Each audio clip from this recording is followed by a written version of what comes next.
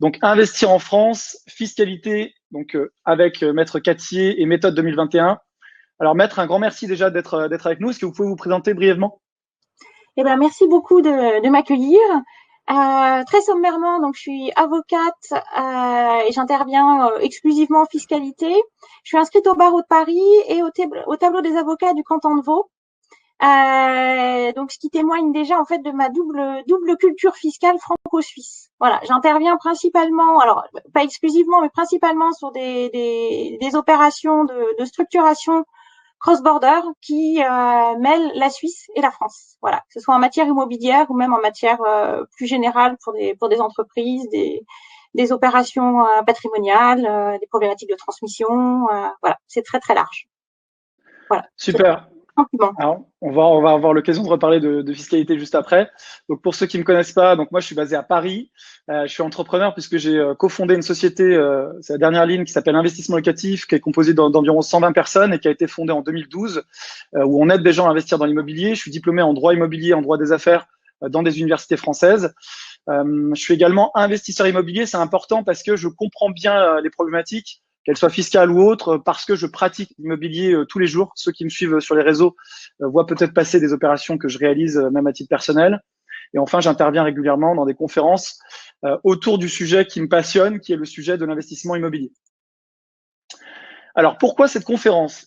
Déjà parce qu'on me l'a beaucoup demandé. Il faut savoir que chez Investissement Locatif, on a beaucoup de clients qui sont non résidents, donc que ce soit en Suisse, à Dubaï, à Londres, à Singapour, à Hong Kong, dans beaucoup de pays du monde, on a la chance d'avoir à la fois des Français qui sont sur place ou qui sont dans d'autres villes qui investissent avec nous, et à la fois des non-résidents. Donc pour nous, c'est très enrichissant en matière culturelle. Et on me demande souvent sur la partie fiscale, et j'ai voulu aussi connaître mes limites, comme je répondais souvent que j'étais pas fiscaliste, je suis pas avocat fiscaliste en spécialisé en droit franco-suisse, donc j'ai voulu aller chercher justement du conseil au meilleur endroit. Ça s'adresse à vous si vous êtes résident en Suisse, que vous soyez d'ailleurs peut-être suisse ou français, on va en reparler, et que vous souhaitez investir en France. On va pas parler de l'investissement en Suisse dans cette conférence, tout d'abord parce que je le maîtrise pas. L'immobilier, c'est sectorisé, donc il y a les mêmes mécaniques dans tous les pays, on va dire la même logique d'investissement, mais il y a des subtilités, que ce soit sur le financement, sur la fiscalité, on va en parler, ou également sur les types de biens qui fonctionnent, même si on a des choses qu'on peut retrouver en commun. Pourquoi cette conférence? Si vous souhaitez développer des revenus passifs, quand on dit passif, c'est issu de loyer, c'est-à-dire pas directement lié à votre travail. Une fois que vous avez fait un placement immobilier, si vous êtes déjà investisseur immobilier, vous le savez, les revenus vont tomber entre guillemets tout seuls parce que c'est le locataire qui paye son loyer chaque mois.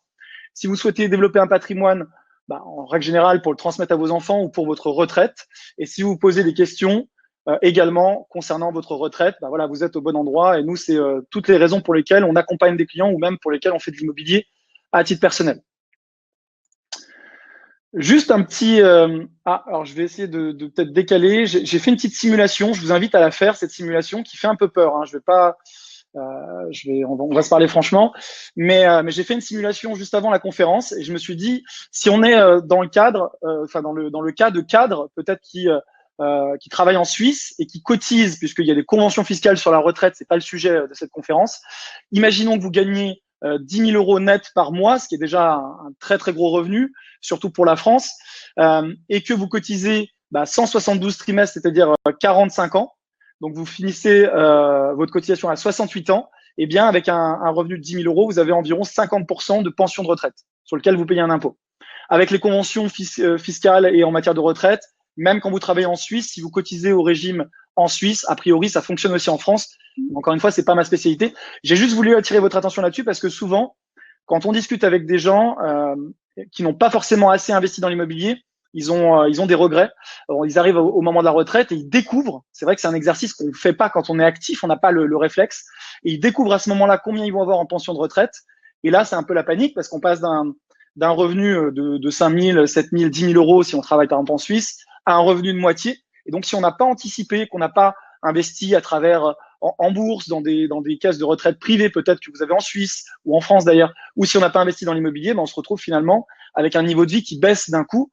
Et c'est pas évidemment souhaitable. Donc voilà, c'était vraiment un petit exercice que je vous conseille de faire. Ça est issu du site de l'État. Vous tapez simulateur retraite où je vous enverrai le lien dans le prolongement de cette conférence. Donc voilà, restez bien jusqu'au bout. Je vous l'ai dit, on va vous envoyer un récap et vous donner également des bonus. Le but étant que vous puissiez au maximum avoir de l'information pendant cette conférence. C'est l'objectif. Je vais, juste avant la partie fiscale qui va être animée par Maître Cattier, je vais juste vous faire une brève rétrospective du marché immobilier en France et ce qui s'est passé sur les 2 dernières années, puisqu'il y a eu un petit peu d'activité, il y a eu quelques sujets, notamment liés au Covid, mais pas que. Donc, on a une année 2019 qui a été une année record en matière de volume de transactions, puisqu'on a dépassé le million de transactions pour la première fois dans l'histoire récente française, et même dans l'histoire ancienne. On était à 1 59 000 transactions. Ça, c'est pas 2020, c'est 2019. Et là, à ce moment-là, c'était l'euphorie. Pour limiter ça, fin 2019, on a une entité d'État, le Haut Conseil à la stabilité financière, le HCSF, qui a décidé de durcir les conditions d'octroi de crédit immobilier. Je vous parle de ça parce que ça a un petit peu pesé sur le marché en 2020. On va en reparler, mais en gros, en 2019, beaucoup de gens investissaient dans l'immobilier avec des conditions de crédit très favorables, parfois avec des emprunts sur 30 ans, sans apport.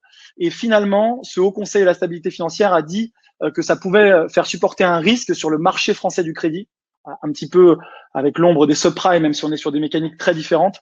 Mais l'idée, c'était de sécuriser et de pas faire n'importe quoi sur le marché du crédit immobilier et donc de durcir un petit peu ces conditions d'octroi et ça a pesé sur 2020. En 2020, on a connu également le Covid avec en France 2 confinements, ce que j'appelle un confinement dur qui a eu lieu au mois de mars avec l'impossibilité de sortir de chez soi, sauf avoir une feuille, etc. Et un confinement qui était un confinement mou, si on peut dire les choses comme ça, sur la fin d'année, puisqu'on pouvait quand même aller travailler, mais que effectivement les bars et les restaurants étaient fermés, beaucoup de choses étaient fermées, donc ça, vous le savez probablement. Le marché immobilier, qu'est-ce qui s'est passé? Parce que je pourrais en parler des heures, mais c'est pas le sujet de la conférence. Eh bien, en fait, il a quand même très bien résisté en France, puisque les volumes ont été élevés. En matière de volume, c'est la 2e meilleure année, donc juste après 2019. Donc, on a quand même eu du volume malgré ces mois de confinement. On a eu du volume et les prix de l'immobilier, puisqu'au tout début de l'année, avec le premier confinement, des gens disaient mais est-ce que les prix de l'immobilier vont s'effondrer? Et en fait, non, c'est même plutôt l'inverse qui s'est passé. On a encore eu une évolution à la hausse des prix du marché immobilier, avec bien sûr différents marchés. À Paris, ça a moins monté que d'habitude. Ça a été plutôt stable avec une légère hausse. Et dans des villes de province, eh bien, on a eu une vraie hausse. Et je pense notamment à Lille, Marseille ou Lyon, par exemple, où les prix ont continué leur ascension. Voilà, on arrive au bout de ce petit point sur le marché immobilier. Je voulais quand même vous dire qu'on a toujours cette opportunité des taux de crédit qui sont très, très bas, y compris si vous êtes résident fiscal en Suisse, vous pouvez vous financer en empruntant dans une banque française. Ça fonctionne. C'est pas simple, mais ça fonctionne. Par contre, elles vont vous demander un apport qui va être plus élevé, 35% minimum du projet total. Donc, c'est pas forcément que de l'apport. Ça peut être, par exemple, une partie en apport, je dis n'importe quoi, de 15% et 20%, par exemple, investis dans des actions qui vont être nantis, donc dans des fonds d'investissement ou dans des actions, ça va dépendre des banques, sur lesquelles la banque va prendre un nantissement pour se garantir en cas de problème de remboursement. Les taux restent historiquement bas, puisque là, je vous ai mis une grille des taux qui est à jour. J'ai pris la grille hier sur le site Meilleur Taux, vous pourrez aller voir. Donc ça, c'est pour des résidents fiscaux français. Donc en général, on rajoute 0,2% quand vous êtes non-résident. Ça va dépendre des banques. Donc là, si on voit qu'on a un taux très bon sur 20 ans, on peut imaginer que vous puissiez obtenir, d'ailleurs, on a des clients qui obtiennent ce type de taux entre 1 et 1,3% hors assurance sur 20 ans, ce qui est excellent et ce qui est au plus bas qu'on a jamais vécu. On va passer maintenant, j'essaie de donner un peu de rythme parce que je sais que ça va être long et d'autant plus si vous avez des questions, sachant que tout ça, vous pourrez retrouver de l'info après. J'ai fait des vidéos sur le sujet, je fais des points réguliers sur le marché immobilier. Là, maître, on va arriver dans votre partie, donc la partie fiscale. Donc, j'espère que ils vont pas avoir trop mal à la tête. Je vais essayer de rendre ça un petit peu digeste. Voilà. Donc, on va démarrer. Je vous laisse démarrer sur cette partie-là. Avec plaisir. Donc peut-être un premier point qui me semble important, qui est une question qu'on rencontre assez souvent. À partir du moment où vous êtes résident en Suisse et que vous y travaillez, vous avez vos habitudes, votre appartement, vous êtes considéré comme un résident fiscal suisse. Je simplifie un petit peu les choses. Et on ne va, dans ce contexte-là, pas tenir compte de votre nationalité, c'est-à-dire peu importe que vous soyez français, espagnol, autrichien, suisse, etc. Là, ce qui va nous intéresser, c'est le fait que vous soyez résident fiscal suisse. Donc, ça s'adresse à tout le monde, y compris des personnes qui auraient une nationalité très éloignée de la France ou de la Suisse. Donc, la première question, en fait, qu'on va aborder concerne l'imposition des revenus locatifs. Donc, on a pour ça une convention fiscale qui a été signée entre la France et la Suisse. Et son article 6 nous donne un principe de base hyper important qui vous permet de répondre à déjà 50% des questions que vous avez. À partir du moment où vous êtes propriétaire d'un bien en France et que ce bien français génère des revenus, les revenus en question vont être soumis à une imposition dans l'état de situation du bien, c'est-à-dire en France. Voilà, ça c'est le principe de base qu'on retrouve dans toutes les conventions fiscales. C'est pas propre à la convention fiscale franco-suisse. Deuxième élément à avoir en tête et qui suit exactement la même logique que celui-ci concerne l'impôt sur la fortune. Alors, l'impôt sur la fortune en France, juste à titre d'aparté, ça vise des personnes qui ont un patrimoine immobilier situé en France qui atteint une valeur d'au moins 1 300 000 euros. Quand je parle de valeur d'au moins 1 300 000 euros, je parle d'une valeur après déduction des éventuelles dettes qui ont servi à financer l'acquisition. Donc, il faut déjà avoir un patrimoine immobilier un petit peu significatif avant d'être concerné.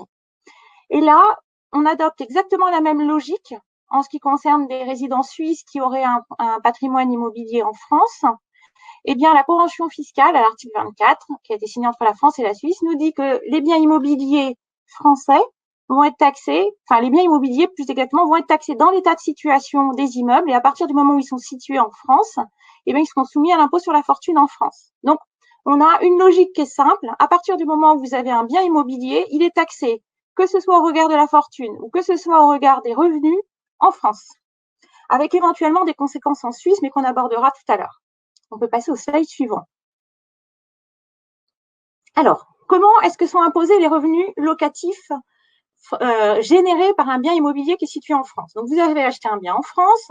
Pour l'instant, on va prendre pour hypothèse que vous le détenez on va prendre plusieurs hypothèses, mais on commence par une détention en direct. Qu'est-ce qu'on appelle une détention en direct? Vous achetez le bien et vous le détenez directement dans votre patrimoine sans avoir mis entre vous et le bien une société, quelle qu'elle soit.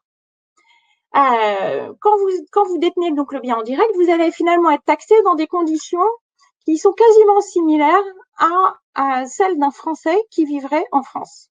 On va soumettre les revenus fonciers correspondant à l'impôt sur le revenu français et aux prélèvements sociaux, mais dans une moindre mesure, là, pour le coup, que des résidents français. Je m'explique un petit peu plus. Donc, pour l'impôt sur le revenu, on vous applique le même barème progressif que juste à titre de précision, parce que tout le monde ne le sait peut-être pas, l'impôt sur le revenu en France, assez proche de ce qui se passe en Suisse, vous avez un barème progressif avec un système de tranches et des taux par tranche. Et ben en France, c'est pareil, sauf qu'il y a beaucoup moins de tranches que dans le barème suisse. Et pour quelqu'un qui vit en Suisse et qui détient un bien immobilier en France, eh ben le barème ne démarre pas à zéro. Petite subtilité ou petite gentillesse du législateur français, je vous laisse voir. Le barème démarre à 20% et il atteint 45% avec deux tranches intermédiaires. Il y a une tranche à 30% et une tranche à 41%. Voilà pour l'impôt sur le revenu. Et pour les prélèvements sociaux, alors ça, j'imagine que tout le monde a entendu parler des épisodes de 2015 et des années qui ont suivi sur les prélèvements sociaux, ce qu'on appelle à tort les prélèvements sociaux des non-résidents. Tout le monde a certainement retenu qu'après un certain nombre d'épisodes, aujourd'hui, les non-résidents seraient exonérés entre guillemets de prélèvements sociaux. Alors c'est pas tout à fait juste. D'abord, c'est pas une exonération intégrale, c'est une exonération, c'est en fait un taux qui est limité à 7,5% par comparaison avec 17,2% qui est le taux applicable aux Français, d'une part. Maître, juste une petite précision par rapport à ça, c'est comme d'habitude en France, on a fait simple, c'est ça. Bien sûr. On a fait un cadeau, on a dit, juste une toute petite précision, parce que peut-être que des gens ici connaissent des non-résidents dans d'autres pays. L'exonération de la CSG, finalement, comme vous l'avez dit, ça a beaucoup changé. Et au final, elle concerne l'espace économique européen, incluant la Suisse. Voilà, l'espace économique européen, incluant la Suisse, parce que la Suisse a signé un certain nombre d'accords avec l'Union européenne qui la mettent exactement dans la même situation. Ça, c'est tout nouveau. Hein, c'est la loi de finances de financement de la sécurité sociale pour 2019 ou 2020. C'est ça, Ouais, en 2019. Donc c'est hyper. Et comme on a fait un cadeau sur la CSG, on s'est dit on va quand même pas leur faire un cadeau de 17% à nos amis européens, on va quand même leur inventer une taxe complémentaire de solidarité, quoi. Alors, en fait, elle existait. En fait, ce qu'ils ont fait, c'est qu'ils ont remanié la répartition, la ventilation des prélèvements sociaux. Au départ, on avait 4 ou 5 petites taxes qui coexistaient. Aujourd'hui, on en a plus que 3. Et ils ont reventilé les taux de manière à augmenter le taux d'une taxe qui n'était pas considérée comme une cotisation sociale. Juste pour faire très très court, mais parce que c'est un sujet qui de toute façon va faire l'objet de questions, c'est inévitable. Ouais. Ce qui est à l'origine de tout ça, c'est le fait que la Cour de justice de l'Union européenne a considéré que les prélèvements sociaux étaient assimilés à des cotisations sociales. Et à partir du moment où en fait, au sein de l'Union européenne et de la Suisse, il y a un principe de base qui prévoit qu'on ne peut être affilié qu'à un seul régime de sécurité sociale au sein de l'Union européenne et de la Suisse. Donc, si vous travaillez en Suisse, par exemple, vous êtes obligatoirement affilié en Suisse et aucun autre État de l'Union européenne ne peut vous affilier à un régime de sécurité sociale. Ce qui fait qu'à partir du moment où les prélèvements sociaux ont été considérés comme des cotisations sociales, eh bien, les non-résidents, alors européens ou suisses, ne pouvaient pas, de facto pas, être affiliés en France puisqu'ils étaient déjà affiliés, eux, dans leur état de résidence. Donc, suite à tout ça, on a eu cette décision et puis toute cette période où les non-résidents, entre guillemets, sont venus réclamer les prélèvements sociaux qu'ils avaient acquittés pendant la période, c'était 2013 à 2015. Okay. Après tout ça, le gouvernement a un peu corrigé les choses et a essayé de changer les affectations pour qu'on puisse prélever je simplifie, hein, les éléments sociaux sur les non-résidents, mais il s'est rendu compte que de toute façon, ça ne tenait pas la route et qu'il allait se faire retoquer par la Cour de justice de l'Union européenne et a définitivement abandonné la taxation à la CSG et la CRDS pour les non-résidents, enfin pas pour les non-résidents, soyons précis, pour les personnes qui sont affiliées à un régime de sécurité sociale autre que français au sein de l'Union européenne ou de la Suisse. Si on veut être précis, c'est ça, parce que pourquoi je vous dis ça? Si vous prenez par exemple un retraité qui vit en France, en Suisse, et qui touche sa retraite française, et ben lui, il est considéré comme affilié en France.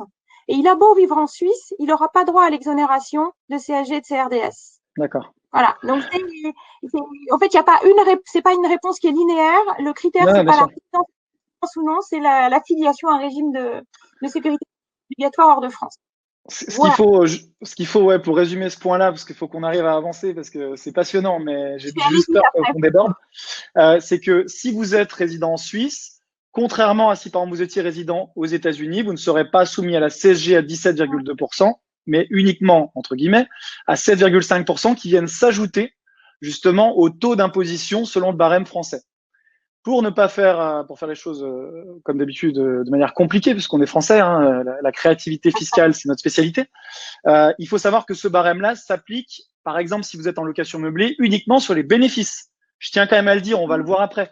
C'est-à-dire que il faut pas vous dire, c'est pas aussi simple que de se dire, je vais payer 27,5%, donc 20 plus 7,5 sur mes revenus locatifs. C'est pas le cas. C'est sur mes bénéfices si par exemple vous êtes en location meublée, ou ça dépend encore une fois du régime pour lequel vous optez si vous êtes en location nue, en détention directe. Donc, on va le voir après, mais voilà.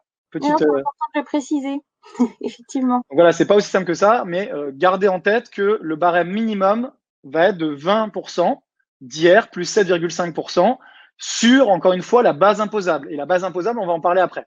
En sachant que si vous avez une base imposable qui est plus élevée que le barème français qui correspond à 20%, bah, vous payerez potentiellement, mettons que vous ayez 200 000 euros de revenus locatifs imposables en France et que vous soyez seul, donc avec une seule part fiscale, vous payerez 45 plus 7,5, vous payerez jusqu'à 54,5% d'impôt dans le barème le plus haut si vous avez 200 000 euros de bénéfices, etc. Donc là, on est sur des tranches considérables, mais on va voir ça après. Mais sachant que selon les régimes locatifs, on a des moyens en fait de venir écraser le bénéfice imposable. Voilà, c'est tout le jeu en fait d'ailleurs de la fiscalité et en fait l'enjeu fiscal est très très important sur des aspects locatifs parce que comme on va dire la fiscalité de base est élevée avec des taux qui doivent vous faire pâlir. L'idée est d'arriver à une situation où ce qu'on va soumettre à l'impôt est le plus réduit possible. C'est ça qu'on cherche. Absolument. En résumé. Voilà, donc alors on va aller très vite maintenant. Donc sur la fortune, je ne m'étends pas, c'est inclus dans le patrimoine qui est taxable à l'impôt sur la fortune en France, sous réserve que sa valeur nette excède 1,3 million d'euros. Alors juste la valeur nette, pour ceux qui ne savent pas, vous avez un bien qui vaut 1,5 million d'euros. Vous avez un crédit restant sur ce bien qui est un crédit, donc il vous reste à payer 1,2 million. Vous avez donc, je schématise, c'est un tout petit peu plus complexe que ça, mais pour que vous compreniez la logique du patrimoine net, c'est la valeur de votre patrimoine au 1er janvier de l'année, diminuée de tous les crédits en cours qui sont liés à ces biens-là. Tous les crédits ne sont pas acceptés, mais s'ils sont réellement liés au bien, normalement, c'est le cas. Encore une fois, il y a beaucoup de… On n'aura pas le temps d'aller dans le détail de l'IFI. Pour les crédits bancaires, voilà. C'est toujours bon. En résumé. Voilà. Donc, en gros, si par exemple, vous avez un bien qui vaut 1,5 million et que vous avez 1,2 million de crédit, votre patrimoine net est de 300 000, donc vous n'êtes pas assujetti à l'IFI. Vous êtes assujetti à l'IFI si le montant de la valeur de vos biens immobiliers moins le montant des crédits adossés à ces biens immobiliers est supérieur à 1,3 million d'euros au 1er janvier d'année. Voilà. Exactement. Donc ça, c'était pour la détention directe. Si vous détenez le bien par l'intermédiaire d'une SCI, alors vous verrez que sur le slide, j'ai précisé translucide. Une SCI translucide, c'est une SCI qui n'a pas opté pour son assujettissement à l'impôt sur les sociétés. Donc c'est vraiment la SCI classique, celle que vous connaissez, de base, si je dois simplifier les choses. Et une SCI de base, elle a un régime fiscal un petit peu particulier qui consiste à déterminer le résultat de la société au niveau de la société et ensuite à imposer ce résultat entre les mains des associés à titre personnel. Donc, si je dois un peu caricaturer les choses, ça revient à dire que les associés vont payer l'impôt de la société de manière schématique. Et donc, une fois que je vous ai dit ça, la conclusion finalement à laquelle on en arrive, c'est que ce soit une détention directe ou une détention indirecte par l'intermédiaire d'une SCI, vous avez exactement le même régime d'imposition qui s'applique en ce qui concerne les revenus. Donc, je peux aller vite. Oui, voilà, là, on parle de SCI, enfin, on ne le précise pas, mais de SCI à l'IR, soumise à l'impôt sur le revenu. Donc, on est à la fois dans une forme sociale, mais comme si, finalement, sur la partie fiscale, comme si on détenait le bien en direct. C'est ce que vous avez écrit, d'ailleurs, Translucide, ce que vous avez dit. Voilà, parce qu'en fait, c'est pas transparent. C'est des subtilités fiscales que je vous épargne. Mais voilà, en fait, oui, c'est ce qu'on appelle, je dirais à tort, la SCI à l'IR. Parce qu'en fait, elle n'est pas à l'IR, elle n'est pas taxée, elle. Mais voilà, c'est les SCI dont les associés relèvent de l'impôt sur le revenu et sont taxés entre leurs mains sur les résultats de la société. Voilà. Okay. S'agissant de l'impôt sur la fortune immobilière, il y a des petites subtilités. En fait, c'est la même réglementation qui s'applique, mais il y a des petites subtilités dans la valeur à déclarer sur la déclaration. Pourquoi? Parce que c'est pas un bien qu'on détient indirect, mais ce sont des titres. Donc, on va partir de la valeur de la société. Donc, la logique est un petit peu différente, mais en fait, ça revient finalement à quelque chose d'assez proche. Parce que d'un côté, vous avez acheté un bien en direct et en face, vous avez un crédit qui est adossé à ce bien. Et donc, vous déclarez, vous ne déposez de déclaration que si la valeur nette, dont on a déjà parlé tout à l'heure, excède 1,3 million. Là, de la même manière, on va arriver à une logique qui est assez similaire, sauf qu'elle va se faire au sein de la structure. Vous allez avoir votre SCI. Et au bilan, à l'actif du bilan, vous aurez la valeur du bien qui a été acheté. Et en face, vous aurez, au passif du bilan, vous aurez la dette d'acquisition. Et en fait, si la valeur de la société qui peu ou prou correspond à la différence entre la valeur réelle du bien à la date à laquelle vous faites la déclaration, au 1er janvier de l'année, pour être précis, diminué du crédit qui figure au bilan excède 1,3 million, vous allez déclarer en fait cette valeur-là dans votre déclaration. Alors, il y a des petites subtilités à prendre en compte. Et puis, évidemment, on ne va pas déclarer 100% de la valeur des titres si on n'en détient que 25%, par exemple. C'est-à-dire que si vous avez qu'un quart du capital de la société, vous n'êtes tenu de déclarer quelque chose dans l'impôt sur la fortune que si le quart que représente votre propriété a effectivement une valeur qui excède le seuil d'imposition à l'impôt sur la fortune. Je rebondis juste sur cette thématique d'IFI, IFI qui peut faire peur à certains, d'ailleurs pas forcément que des non-résidents. Moi, j'ai souvent des clients qui me disent Manuel, mais si je paye l'IFI, ça va me coûter cher, etc., etc.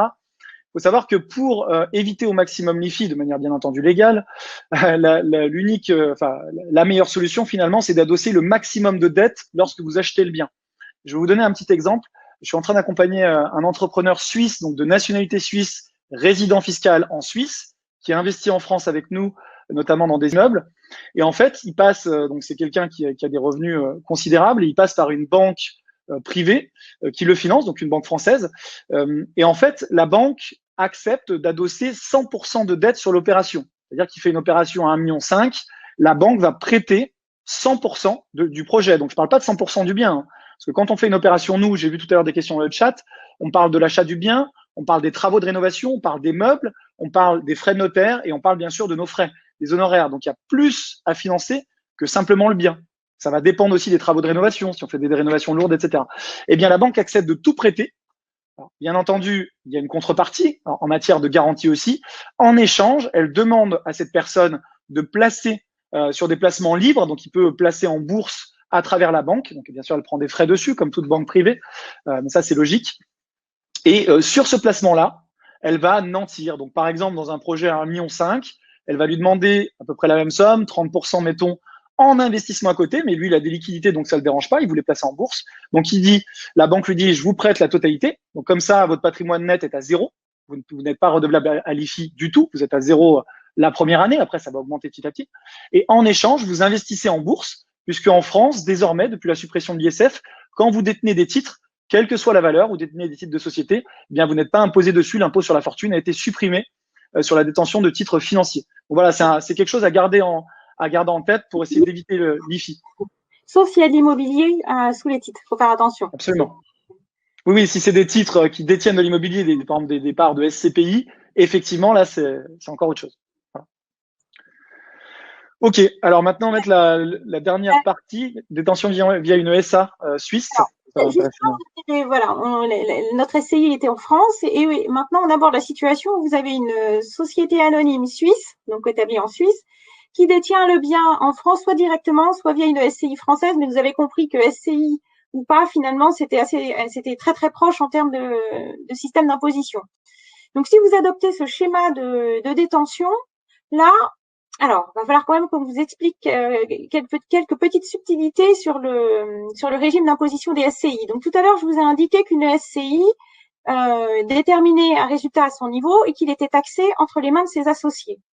Petite chose qu'il faut ajouter, le régime d'imposition finalement auquel va être soumis le résultat de la SCI va être donc fonction de la qualité de l'associé. Si vous avez un associé qui est une personne physique, et que, mécaniquement, les revenus réalisés par cette SCI vont être taxés selon les règles qui s'appliquent aux personnes physiques. Donc, celles qu'on a exposées tout à l'heure qui concernent les revenus fonciers. Si en revanche, vous avez un associé qui est une personne morale soumise à l'impôt sur les sociétés, les résultats de la SCI vont être soumis, en tout cas pour la fraction qui est détenue par cet associé, aux règles qui s'appliquent aux personnes morales soumises à l'impôt sur les sociétés, c'est-à-dire qui seront taxées. Enfin, on va déterminer le résultat selon les règles de l'impôt sur les sociétés et le taxer à cet impôt entre les mains de l'associé. Donc, en fait, on arrive à des situations où dans une SCI, vous pouvez avoir plusieurs méthodes de détermination du résultat en fonction de la qualité de l'associé. Donc, ça, c'est… Petit complément, pour une SCI en France, vous êtes obligé d'être deux. Hein. Vous ne pouvez pas faire ce qu'on voit parfois dans les sociétés commerciales. En France, vous avez une SARL, finalement, vous la faites tout seul. Ça devient une EURL.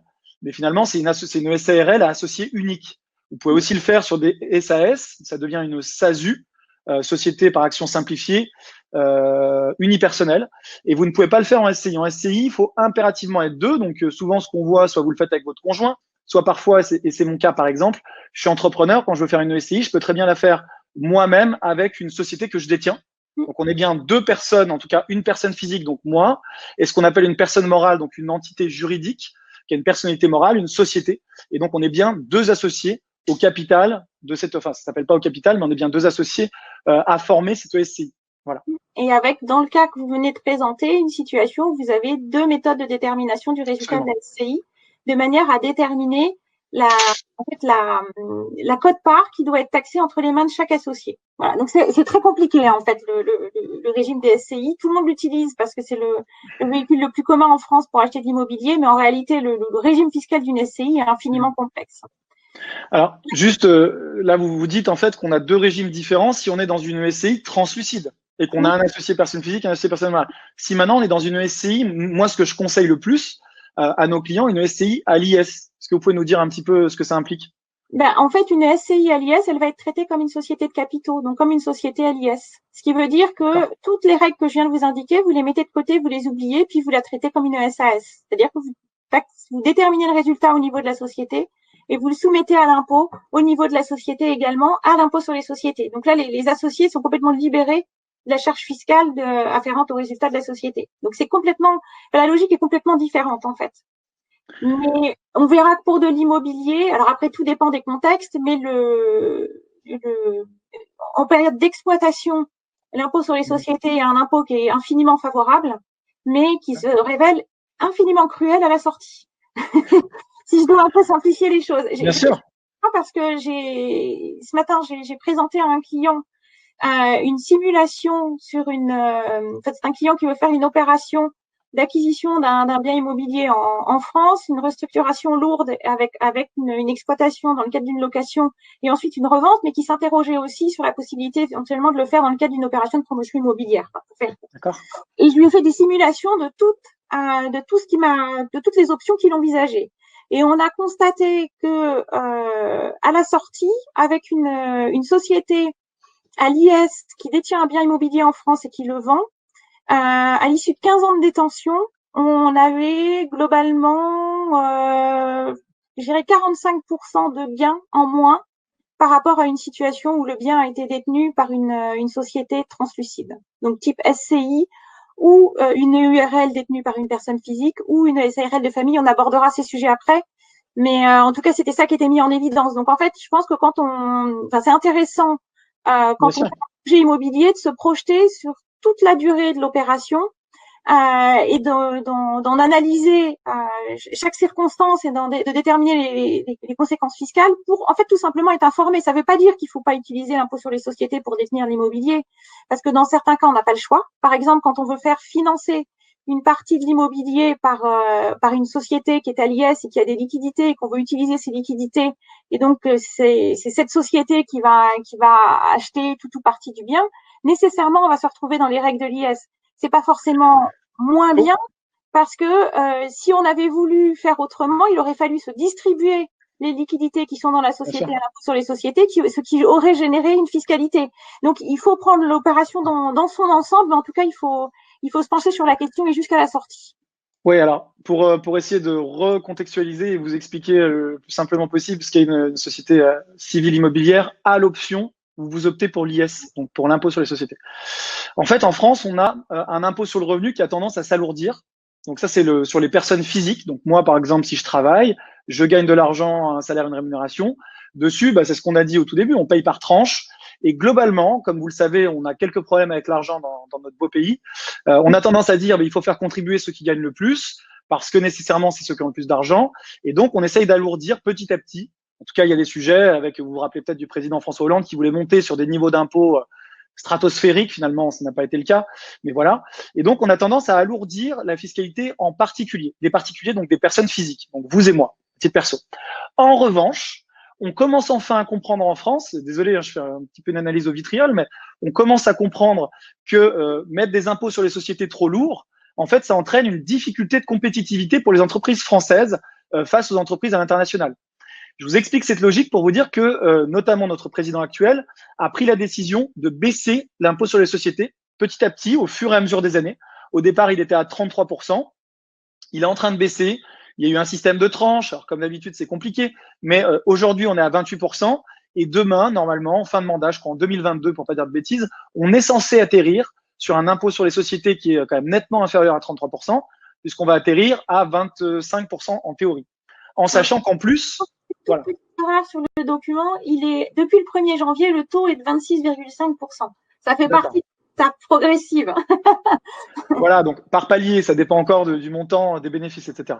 Et en plus de ça, vous avez une tranche d'IS à taux réduit qui est, lui, à 15% jusqu'à 38 000 € de bénéfices annuels. On parle de bénéfices, c'est-à-dire que, imaginons que vous constituez une société civile immobilière, donc il faut être deux, mettons que vous soyez, par exemple, pour reprendre votre exemple, ce que vous disiez, vous êtes entrepreneur. Pourquoi je dis ça? Parce que vous avez donc une société, par exemple, en Suisse, ok? Avec cette société s'associe avec vous ou avec vous plus votre conjointe ou votre conjoint, et donc vous créez une SCI à l'IS qui est détenue par vous, votre conjoint et la société, par exemple. Donc, vous êtes 3 associés pour constituer cette SCI à l'IS. Voilà. En fait, le gros avantage de ce que vous disiez, Maître Cattier, c'est que si on a des bénéfices dans ma société suisse, par exemple, donc j'ai fait des bénéfices, mettons que je dis n'importe quoi, je suis fleuriste en Suisse, donc j'ai des sociétés, je vends des fleurs, ça génère des revenus. Il reste dans la société des bénéfices, dans ma société suisse, eh bien, je peux injecter ces bénéfices sans passer par la case où vous le distribuez à titre personnel. Je peux injecter en apport ces bénéfices dans la SCI.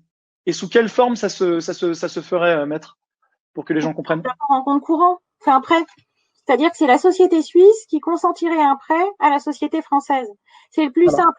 Alors, vous pouvez éventuellement décider de le faire sous la forme d'une augmentation de capital.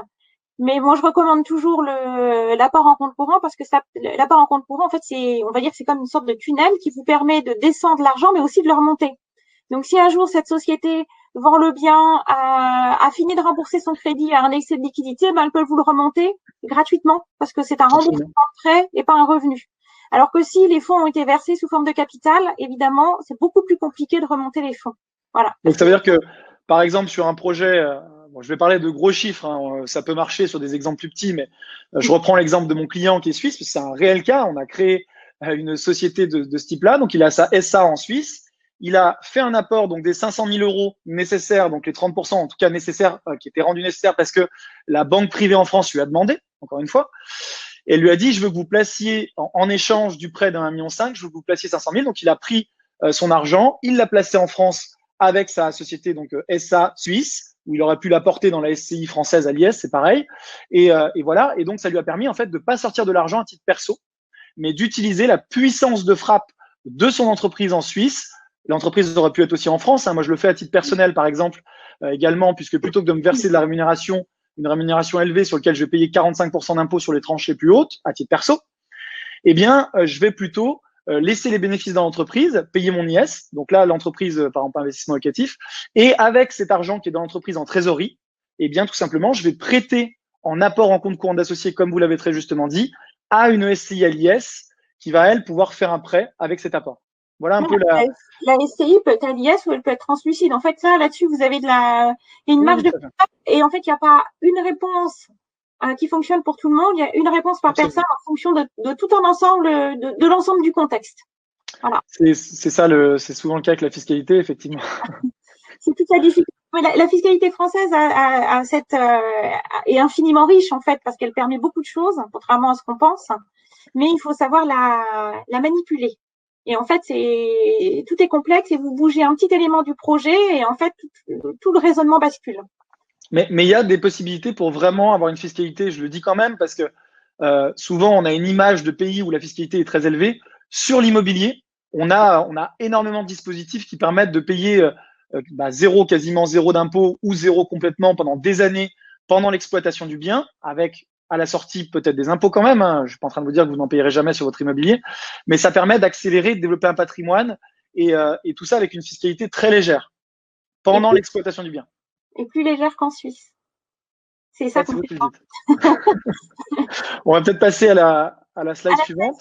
Voilà. Alors ça, c'est juste une chose qu'il faut garder en tête, qui est une taxe un petit peu spéciale qui a été inventée par le législateur pour lutter contre les personnes qui mettaient en place des milliers, enfin j'exagère, mais plusieurs sociétés interposées, enfin des strates successives de sociétés en général établies dans des pays un peu folkloriques, légèrement paradisiaques, dans le but d'échapper à l'impôt sur la fortune en France. Voilà. Donc en fait, cette taxe, elle ne vise pas à taxer quelque chose, elle vise simplement à obliger les contribuables à déclarer qui est le bénéficiaire ultime de l'immeuble. Et donc à orienter l'administration sur des contrôles en matière d'impôt sur la fortune. Donc on peut passer, il y a plein de dispositifs d'exonération, voilà, ça il faut juste avoir ça en tête et le jour où vous achetez un bien immobilier, posez la question à votre notaire ou à votre conseil qui vous dira comment faire pour alléger en fait les obligations qui vont avec cette taxe. Mais on passe vite parce que c'est pas le nerf de la guerre aujourd'hui. Ok, alors moi je voulais quand même vous donner quelques pistes en dehors de la fiscalité. On va en revenir encore sur des dispositions fiscales, mais sur comment globalement bien investir dans l'immobilier aujourd'hui. Que vous le fassiez avec nous ou sans nous, tout seul, vous pouvez le faire tout seul, avec des proches, avec une agence immobilière. Enfin, il y a énormément de possibilités aujourd'hui pour investir. Mais globalement, en France, quand on veut, comme Maître Cattier l'a dit, gommer de l'impôt et trouver des solutions, il faut en règle générale aujourd'hui au maximum faire des travaux. Parce que les travaux selon le dispositif fiscal, que vous soyez en SCI, par exemple, à l'IS, d'ailleurs, ou en revenu foncier, ou en SCI translucide, ou alors même au dispositif LMNP, donc c'est loueur meublé non professionnel ou loueur meublé professionnel, on va en reparler. Dans tous les cas, quand vous faites des travaux, ça va venir alourdir les charges, puisque le montant des travaux, ça va être une charge financière, qui va souvent être déductible des revenus locatifs. On va voir comment. L'intérêt de faire des travaux et de trouver un bien à rénover, donc un bien, ce que nous on appelle dans son jus, un bien comme ça qui est moche, hein, qui n'a pas été rénové depuis 30 ans, 40 ans. Ceux qui me suivent par exemple sur Instagram voient que je fais souvent des visites où j'aime bien montrer des biens. J'en ai visité un ce week-end qui était vraiment dans un état catastrophique. Et comme il est dans un état catastrophique, le prix est énormément décoté et ça permet, donc d'acheter moins cher et de faire une bonne affaire, deux, de faire les travaux qu'on veut, puisque c'est nous qui maîtrisons, entre guillemets, les travaux, ce qui veut dire que je sais que les choses vont être bien faites et que le plan va être bien optimisé au maximum, et de respecter des paliers. Alors, respecter des paliers, ça c'est sur l'aspect locatif. Selon les villes, il ne faut pas faire des logements dans un objectif locatif, il ne faut pas faire des logements trop grands. Je m'explique. Si par exemple vous dites je veux faire un investissement immobilier, un investissement locatif avec un bon rendement, mais que vous faites un T2 de 100 mètres carrés par exemple, vous êtes sur un T2, donc les gens vont regarder, vous êtes en concurrence avec d'autres appartements de type 2, ce qui veut dire un salon, une chambre en France, et vous aurez 100 mètres carrés, ce qui veut dire que vous allez être un peu hors marché sur les surfaces. Vous ne pourrez pas avoir un rendement aussi élevé puisque vous aurez un loyer plus faible que si vous aviez fait par exemple 3 T2 de 30 mètres carrés. Voilà, donc il faut bien respecter des paliers de surface. Pour trouver le bien, il faut regarder dans différents types de villes. Ça, encore une fois, ça va dépendre de votre stratégie en tant qu'investisseur. On a des clients qui nous disent je veux le rendement maximal, je vais aller dans des petites villes ou des villes de taille moyenne en France. Et on a d'autres clients qui nous disent moi ce que je veux c'est une grande ville patrimoniale, ça peut être Lyon. Je vous dis Lyon parce que je sais que souvent les gens qui habitent en Suisse connaissent bien. Ça peut être Paris, ça peut être Bordeaux. Voilà, ça va être des villes qui vont coûter cher à l'achat. Mais pourquoi? Parce qu'il y a énormément de gens qui veulent se positionner, parce que le bien sera liquide. Quand on voit que les prix augmentent en France, si on analyse les 10 dernières années, donc je ne connais pas ce qui va se passer dans les 10 prochaines, mais ce qui s'est toujours passé, c'est que souvent les prix augmentent plus vite dans les villes patrimoniales, notamment à Paris et Lyon. Regardez la progression lyonnaise. Je vous donnerai une ressource à la fin pour que vous puissiez aller voir l'évolution des prix, mais c'est juste incroyable. C'est-à-dire qu'on est sur des croissances très élevées. En un an, on a pris quasiment 10% à Lyon. Donc voilà, ce qu'on n'arrive pas à avoir dans des villes qui sont peut-être plus avec du rendement, donc avec des prix plus bas. Si je prends par exemple un exemple un peu plus extrême, Béziers, qui est une ville très populaire aujourd'hui, vous allez avoir sur le papier un très bon rendement, mais vous n'allez pas avoir de valorisation de votre actif. Vous achetez à 1 000 € le mètre, mais demain, ça vaudra encore 1 000 € le mètre. Ça ne vaudra pas 3 000, a priori. Donc voilà, on a un petit peu opposé d'un côté les grandes villes et d'un côté les villes qui sont moins patrimoniales dans le jargon de l'investisseur, mais plus orientées sur le rendement. Il n'y a pas de bonne ou de mauvaise réponse. Il faut simplement avoir bien conscience de ce que vous faites quand vous investissez dans l'immobilier, de comprendre la stratégie. Si la stratégie, c'est d'avoir plus de rendement, il faut l'assumer. Mais on ne peut pas dire je voudrais être au centre de Paris avec 10% de rendement. Ça n'existera pas. Si on vous le dit, c'est que c'est faux. Aujourd'hui, un très bon rendement à Paris dans ce qu'on est capable de faire, sur de la location longue durée, encore une fois, ça va être un rendement d'environ 5%. Et c'est déjà excellent parce que le marché classique, si vous achetez un bien demain que vous le mettez en location classique, vous allez faire 2,5% de rendement. À l'inverse, dans des villes qui sont plus à objectif de rendement, donc dans la région Rhône-Alpes, Auvergne, on va être par exemple sur Saint-Étienne, où on va aller chercher 8,5 et jusqu'à 10% de rendement. On peut aller chercher plus, mais dans des zones où nous, on refuse d'aller ou d'emmener des clients parce que ça va être ghetto. On va pas vous emmener dans des mauvais quartiers à Saint-Étienne. On va rester très central et d'autant plus sur des villes qui sont un petit peu moins patrimoniales. Maintenant, une fois qu'on a compris comment acheter le bon bien, celui qui est décoté, souvent parce que c'est une succession, souvent parce qu'il y a des travaux, Maître, je vais peut-être vous laisser dire si c'est mieux d'acheter selon vous, avec quelle structure d'acquisition et comment faut-il l'acheter ce bien-là? En fait, tout dépend de ce qu'on cherche. Clairement, si l'objectif est une acquisition d'un bien avec une revente sous 15 ou 20 ans, par exemple, sans aucun objectif de transmission à ses enfants, autant l'acheter en direct. Parce que ce sera souvent la mécanique la plus simple. Alors après, j'ai une réserve par rapport aux cotisations de sécurité sociale en cas de location meublée, mais on en parlera tout à l'heure. Mais dans ces cas-là, la mécanique la plus simple, ça reste de l'acheter en direct. Ça vous évite des coûts de structure qui peuvent être quand même assez élevés parce que si vous avez une société, théoriquement, vous êtes quand même obligé de tenir à minima des comptes. C'est le principe, sinon vous pouvez pas vendre. Donc le plus simple, pour moi, ce serait d'acheter le bien en direct. Ok. Et alors, autre petit élément important quand même, c'est un petit élément qui concerne la convention fiscale franco-suisse en matière de succession, qui a été supprimée, enfin qui a été dénoncée, pour être un petit peu plus précise, depuis 2015. Et suite à cette dénonciation, on se retrouve dans une situation où c'est le droit interne français et le droit interne suisse en matière de succession qui s'appliquent.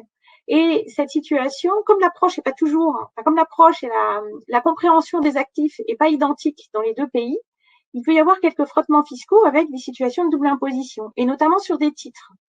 Si par exemple, vous détenez un bien français par l'intermédiaire d'une SCI, vous avez, ce sont des titres, enfin, ce sont des parts sociales et c'est une société. Donc, vous avez un risque que la Suisse vous dise, mais en fait, vous détenez des titres, vous détenez pas un bien immobilier. Et donc, ces titres, moi, je considère qu'en application de mon droit interne, ils sont taxables en Suisse au droit de succession suisse. Pour un défunt qui serait domicilié en Suisse. Hein, j'ai oublié de le préciser, c'était l'argument de base. Mais par contre, la France, en application de son droit interne, va assimiler les titres de la SCI à un bien immobilier et dire qu'il est taxable en France. Voilà. Ou l'art de taxer deux fois. Bon, j'ai pris un exemple hyper caricatural, mais c'est aussi pour ça que une détention en direct, ça évite cet écueil. Alors, c'est pas le seul, il y a plein d'écueils, parce que comme on disait tout à l'heure, il n'y a pas une situation type. Moi, je trouve que l'objectif, c'est de proposer, enfin de toujours proposer la solution la plus simple à gérer. C'est-à-dire la plus avantageuse d'un point de vue fiscal et la plus simple à gérer. C'est pas la peine de créer des myriades de structures si ça génère des contraintes administratives épouvantables et des coûts de gestion hyper élevés. Donc, je trouve qu'il faut être modéré. Ouais, vous avez tout à fait raison de le dire, parce que même en France, donc là, au-delà même de la complexité internationale, on voit parfois des apprentis investisseurs qui se lancent et qui, sur des montants assez faibles, finalement sur des biens à 100 000 euros, vont créer une structure. Moi, je le dis toujours, une société civile immobilière, comme vous le dites, c'est des coûts aussi de comptabilité, c'est des lourdeurs. Enfin voilà, pour que ça soit intéressant, il faut que le patrimoine détenu au sein de la SCI soit déjà quand même d'un certain niveau. Alors souvent on me dit, Emmanuel, c'est quoi le bon ticket minimum? Il n'y a pas de réponse. Voilà. Mais moi, j'estime qu'en dessous de 300 000, 500 000 euros dans la structure, on n'amortit pas forcément ses coûts. C'est-à-dire qu'on peut commencer éventuellement se dire, je vais commencer par acheter un bien à 100 000 euros et en fait racheter via la structure 3, 4, 5 biens. Là, ça peut avoir du sens de constituer la structure dès l'origine. En fait, toute une question de contexte. Donc, c'est très difficile de vous dire, il faut absolument faire ça. Ce qu'il faut, c'est se poser la question de ce qu'on veut, en fait, au départ, et à partir de là, structurer l'opération en fonction de ses objectifs de la manière la plus efficiente possible. Voilà. Donc ça, c'est un petit peu pour reprendre les schémas dont on a parlé tout à l'heure. Donc là, vous avez la détention via une SCI qui, d'un point de vue fiscal, est assimilable à une détention en direct, mais qui, je l'ai évoqué brièvement, en termes de transmission, peut poser des difficultés. Après, vous avez la situation où vous avez une société en Suisse, en général, c'est une SA qui est constituée dans ce type de structure et qui détient en France une société qui va détenir elle-même l'immobilier. Donc, on a vu que dans ce contexte-là, chaque société est soumise à l'impôt sur les sociétés en France parce que, alors en plus, je vois il y a des petites choses qui ont été changées, mais c'est pas grave. Voilà, ça reste soumis à l'impôt sur les sociétés en France. Et ensuite, il y a des petites choses qui ont été changées dans mon schéma. Bon, c'est pas grave. On le corrigera dans la version qu'on enverra, peut-être, si vous le souhaitez. Il y avait un cas où c'était une SCI et un cas où c'était une SAS. Voilà. Mais voilà, dans le premier cas, vous avez alors je vais le prendre parce que moi je ne vois pas entièrement sur mon écran. Attendez, je vais couper ma caméra. Hop, voilà. Là, vous voyez tout normalement. Dans le premier cas, la société suisse détient une SAS ou une SCI à l'IS, ce que vous voulez. Quoi qu'il en soit, les résultats générés par la mise en location du bien sont taxés à l'impôt sur les sociétés en France. Et comme on l'a dit tout à l'heure, alors tiens, ça c'est un exemple qui est intéressant à vous expliquer sur l'impôt sur la fortune. Là, vous voyez qu'on a une société suisse qui détient une société française qui elle-même détient un bien immobilier en France. Donc, dans son patrimoine, on a des titres. On n'a pas un bien immobilier. Or, si vous vous souvenez ce que je vous ai indiqué tout à l'heure, à partir du moment où vous avez un bien immobilier qui est situé sous une chaîne de structures interposées, ce bien immobilier, il doit finalement indirectement être déclaré dans votre déclaration d'impôt sur la fortune en France, sous réserve qu'on atteigne les seuils dont on a parlé aussi tout à l'heure. Alors, en pratique, on ne va pas déclarer le bien parce que c'est pas, on ne peut déclarer que quelque chose qu'on possède dans son patrimoine. Donc, on va déclarer en fait une fraction de la valeur de la société suisse qui est représentative de la valeur du bien immobilier français. Voilà. Donc, avec ces exemples-là, ça permet de le matérialiser. Ça, c'était le petit point impôt sur la fortune. Après, qui a son importance. Là, après, dans cette situation-là, alors ce qu'on appelle DMTG, c'est les droits de mutation à titre gratuit. Juste un petit point, je rebondis. J'ai coupé le chat au début de la présentation volontairement, mais notez vos questions et on essaiera, pour ceux qui ont le temps à la fin, de faire une session, si maître Cathy est disponible, de faire une petite session de questions-réponses. Donc, n'hésitez pas à noter vos questions. Voilà. Bien sûr. Donc là, si on reprend, parce que là, on a un exemple, enfin, on peut montrer, illustrer un petit peu ce qu'on disait tout à l'heure sur ce qui se passe au moment de la cession du bien. Là, dans ce schéma-là, si vous cédez le bien immobilier, c'est donc notre SAS française qui va céder le bien immobilier. Donc, la plus-value qui pourrait résulter de la cession sera soumise à l'impôt sur les sociétés en France. Si, en revanche, notre société suisse cède les titres de la SAS française, là, on a plusieurs situations qui peuvent se présenter. En fait, selon que la société va être considérée comme étant ce qu'on appelle une société à prépondérance immobilière, c'est ce terme SPI que vous voyez, ce petit sigle, ou non, la plus-value va être ou non imposable en France. Donc, je m'explique un petit peu plus. Quand une société à prépondérance immobilière, c'est une société dont plus de 50% de l'actif est constitué de biens immobiliers. Et ensuite, la petite donnée supplémentaire qu'on va prendre en compte, c'est de savoir où est situé cet immobilier. Donc, une société à prépondérance immobilière en France, c'est une société dont plus de 50% de l'actif est composé de biens immobiliers qui sont situés sur le territoire français. Dans cette situation-là, la convention fiscale franco-suisse assimile les titres de la société, donc à prépondérance immobilière en France, à un bien immobilier et va considérer que la plus-value est taxable en France. Donc, si ma SAS est considérée comme une société à prépondérance immobilière en France, lorsque la société suisse va les céder, la plus-value sera taxable en France. En revanche, si l'actif de ma société française n'est pas majoritairement composé de biens immobiliers situés en France, ma société, la SAS, ne sera pas considérée comme étant à prépondérance immobilière et dans cette situation-là, la plus-value de cession sera non pas taxable en France, mais en Suisse. Voilà, donc c'est des petites données qu'il faut garder en tête et sur lesquelles on peut jouer. Ça veut dire que échapper à une taxation en France qui peut ne pas être inintéressante parce qu'en Suisse, on a beaucoup d'exonérations sur les cessions de titres qui appartiennent à la fortune privée du contribuable. On peut aussi retenir une politique qui consiste à apporter d'autres actifs non immobiliers ou non français. Enfin, il vaut mieux carrément que ce soit ni immobilier ni français, mais par exemple des titres, des placements divers, qui viennent enlever le caractère prépondérant immobilier français de la société et permettre une imposition hors de France. Donc là, donc ça, ce sont des arbitrages à faire en fonction de techniques. Il y a des techniques pour justement anticiper et éviter cet impôt, quoi. En fonction de la nature de la société. Ok, on va avancer un petit peu. Oui. Vous avez fini sur cette slide ou pas? Oui, on fait avancer. Là, je vais juste vous parler du financement. Et du coup, en fait, je vais rebondir sur le fait de se financer quand on est en société. Le fait d'être non résident et à travers une société, c'est encore plus compliqué. Je vous ai dit que c'est possible de se financer en France, mais ça, c'est quand même plus compliqué que pour un résident fiscal français. Hein.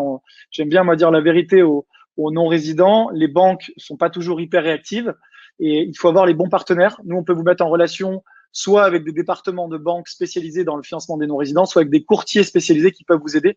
Mais si vous allez voir une banque classique, si c'est votre banque, il faut la solliciter en tout premier. Hein. Moi, je vous conseille vraiment, si c'est votre banque en France, d'aller la solliciter avant même d'aller voir des courtiers, etc. C'est plus intéressant parce qu'elle va comprendre votre situation, vous aurez créé une confiance et ça va fonctionner. Ce que je vous conseille sur le financement, là, pas sur la partie fiscale, mais vraiment sur la partie immobilière, toujours prendre un différé quand vous faites des travaux. Vous pouvez obtenir entre 6 et 12 mois de différé très facilement.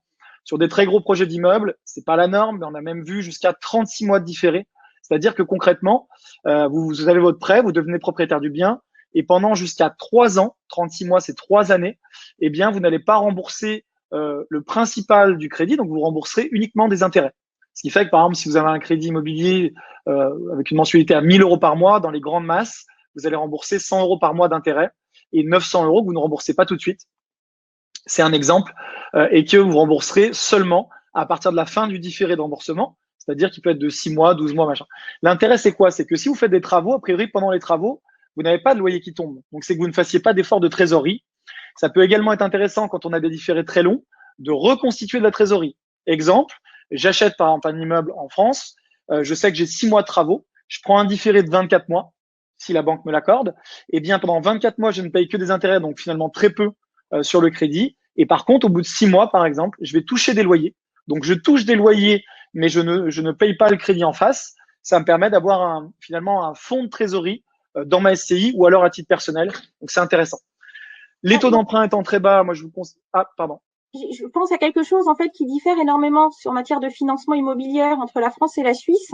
C'est qu'en France, quand vous empruntez une somme, vous avez l'obligation d'amortir le capital et en fait de rembourser intégralement le montant du capital. Si vous empruntez 200 000 euros sur une durée de 20 ans, à l'issue de 20 ans, vous avez remboursé les 200 000 euros à la banque et vous ne lui devez plus rien. C'est pas le cas en Suisse.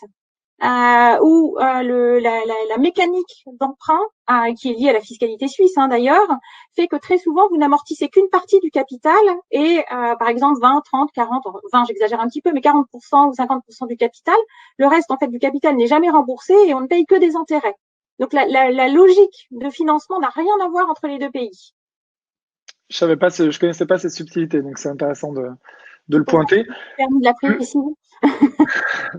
L'objectif aujourd'hui, c'est vraiment d'emprunter, contrairement à parfois ce qu'on peut croire, sur des durées qui vont être des durées longues.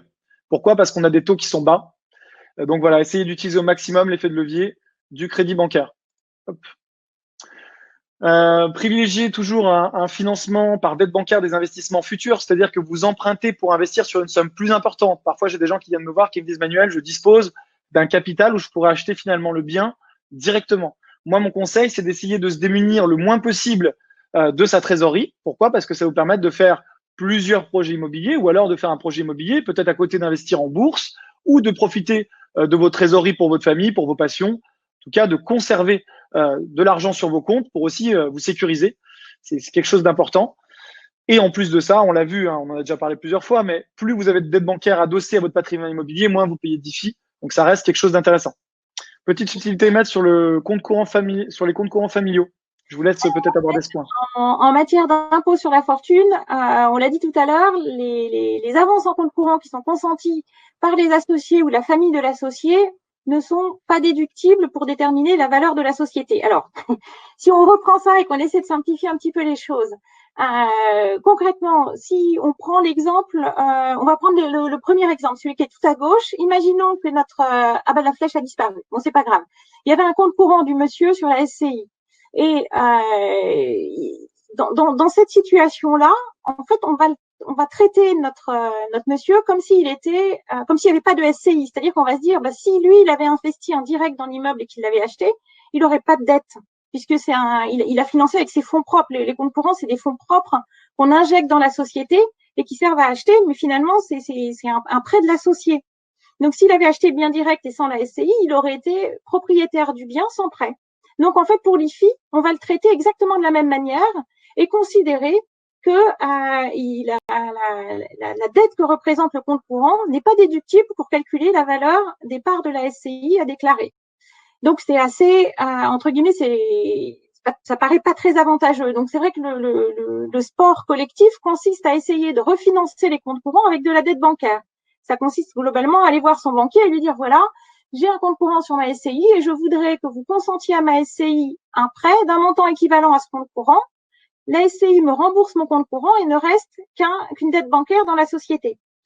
La seule chose, c'est que c'est pas toujours très très bien observé de la part de l'administration fiscale qui peut considérer que ce type d'opération n'est réalisé que dans le seul et unique but, ou même dans le but principal, d'économiser, enfin de limiter le montant de l'impôt sur la fortune immobilière.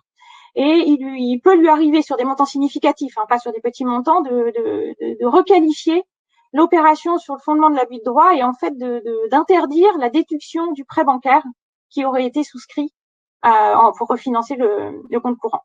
Voilà, donc ça, on peut faire beaucoup de choses. Il faut essayer au maximum de mettre la dette bancaire, mais il vaut mieux le faire dès l'origine et éviter des situations où on vient transformer une dette d'associé en une dette bancaire. Alors après, à droite, je vous ai mis des petits schémas qui ont été mis en place, mais qui, de la même manière, peuvent être, ils sont à manipuler avec énormément de précautions. C'est des situations où vous avez un démembrement de propriété. Donc, le papa est usufruitier et les enfants sont nus propriétaires. Alors, juste un petit aparté sur démembrement de propriété parce que c'est peut-être pas clair pour tout le monde. En fait, la propriété, en droit français, est composée de trois éléments qui sont l'usus, le fructus et l'abusus. Donc, l'usus et le fructus, c'est d'une part le droit d'user de la chose et d'autre part le droit de tirer les fruits de la chose et de les utiliser. C'est ce qu'on appelle l'usufruit. Donc, l'usufruitier, l'usufruitier d'un bien, il peut habiter le bien et s'il y a une location du bien qui est mise en place, c'est lui qui en tirera les loyers.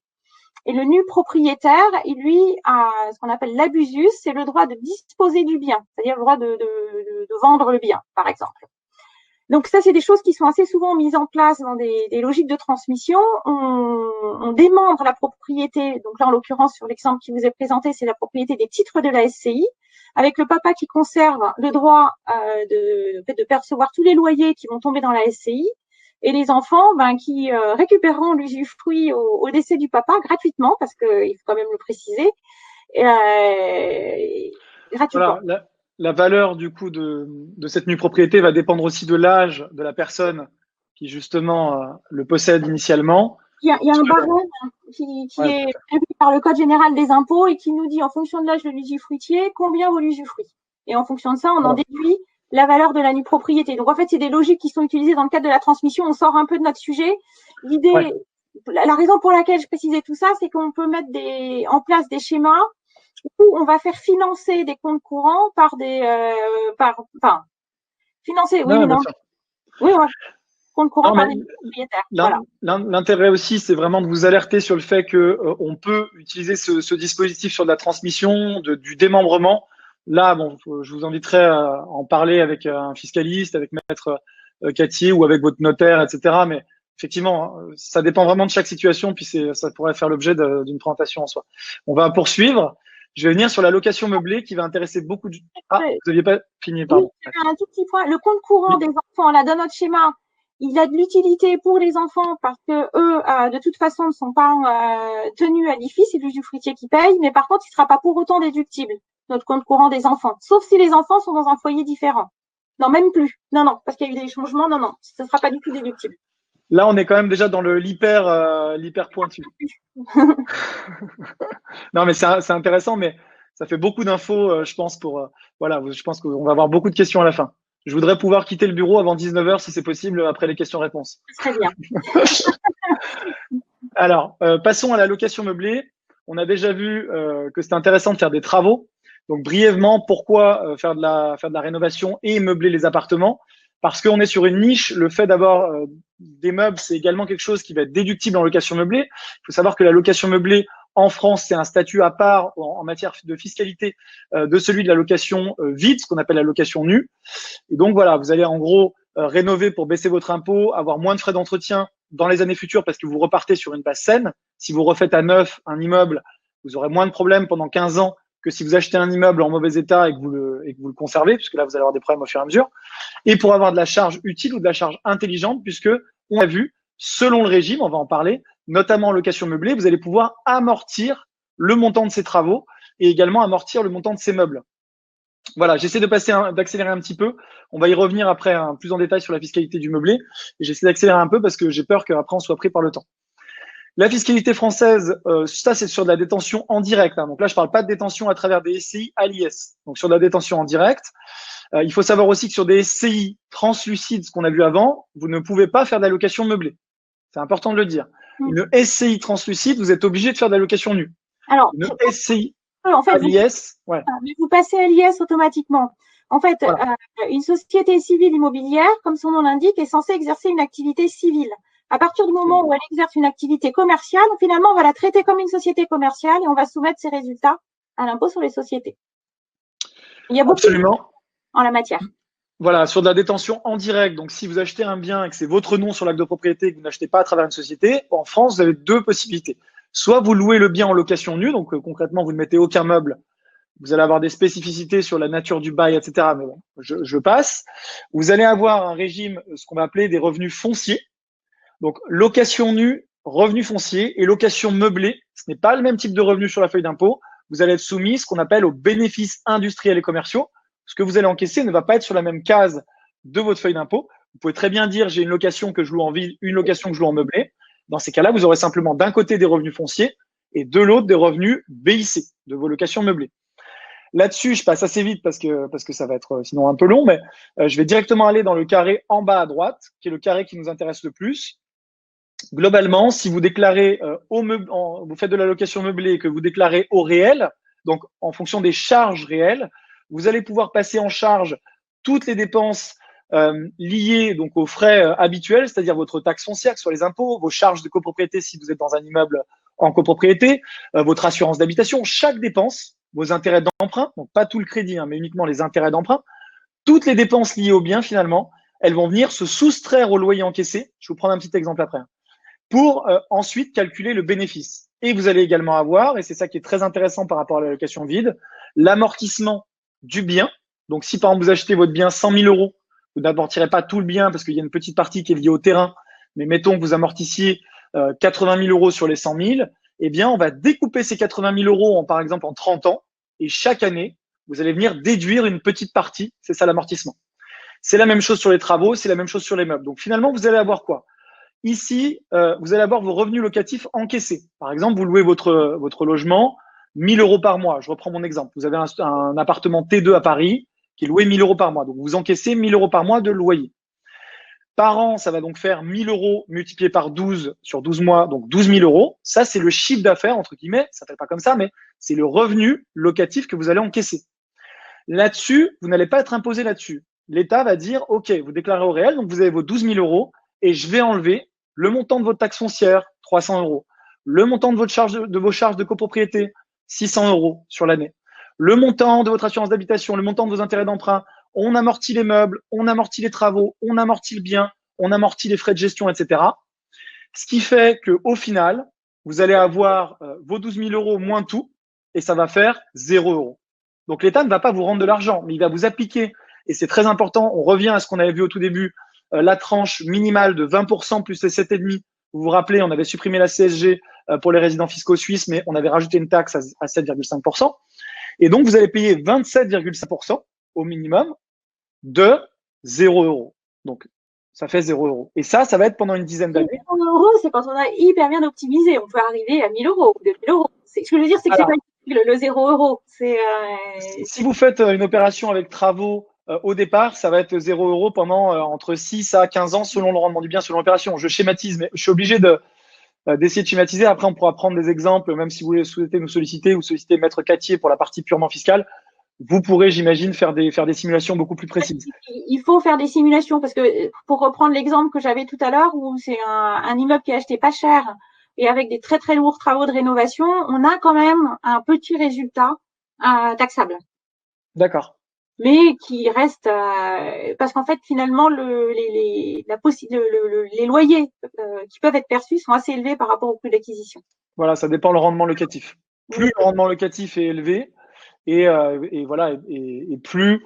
D'où l'intérêt aussi, ce que je vous disais au départ, de faire un crédit qui est long, puisque le crédit, les intérêts d'emprunt, finalement, ne vont pas vous coûter ce que vous facture la banque. Ça va passer également en charge, ça va gommer des loyers.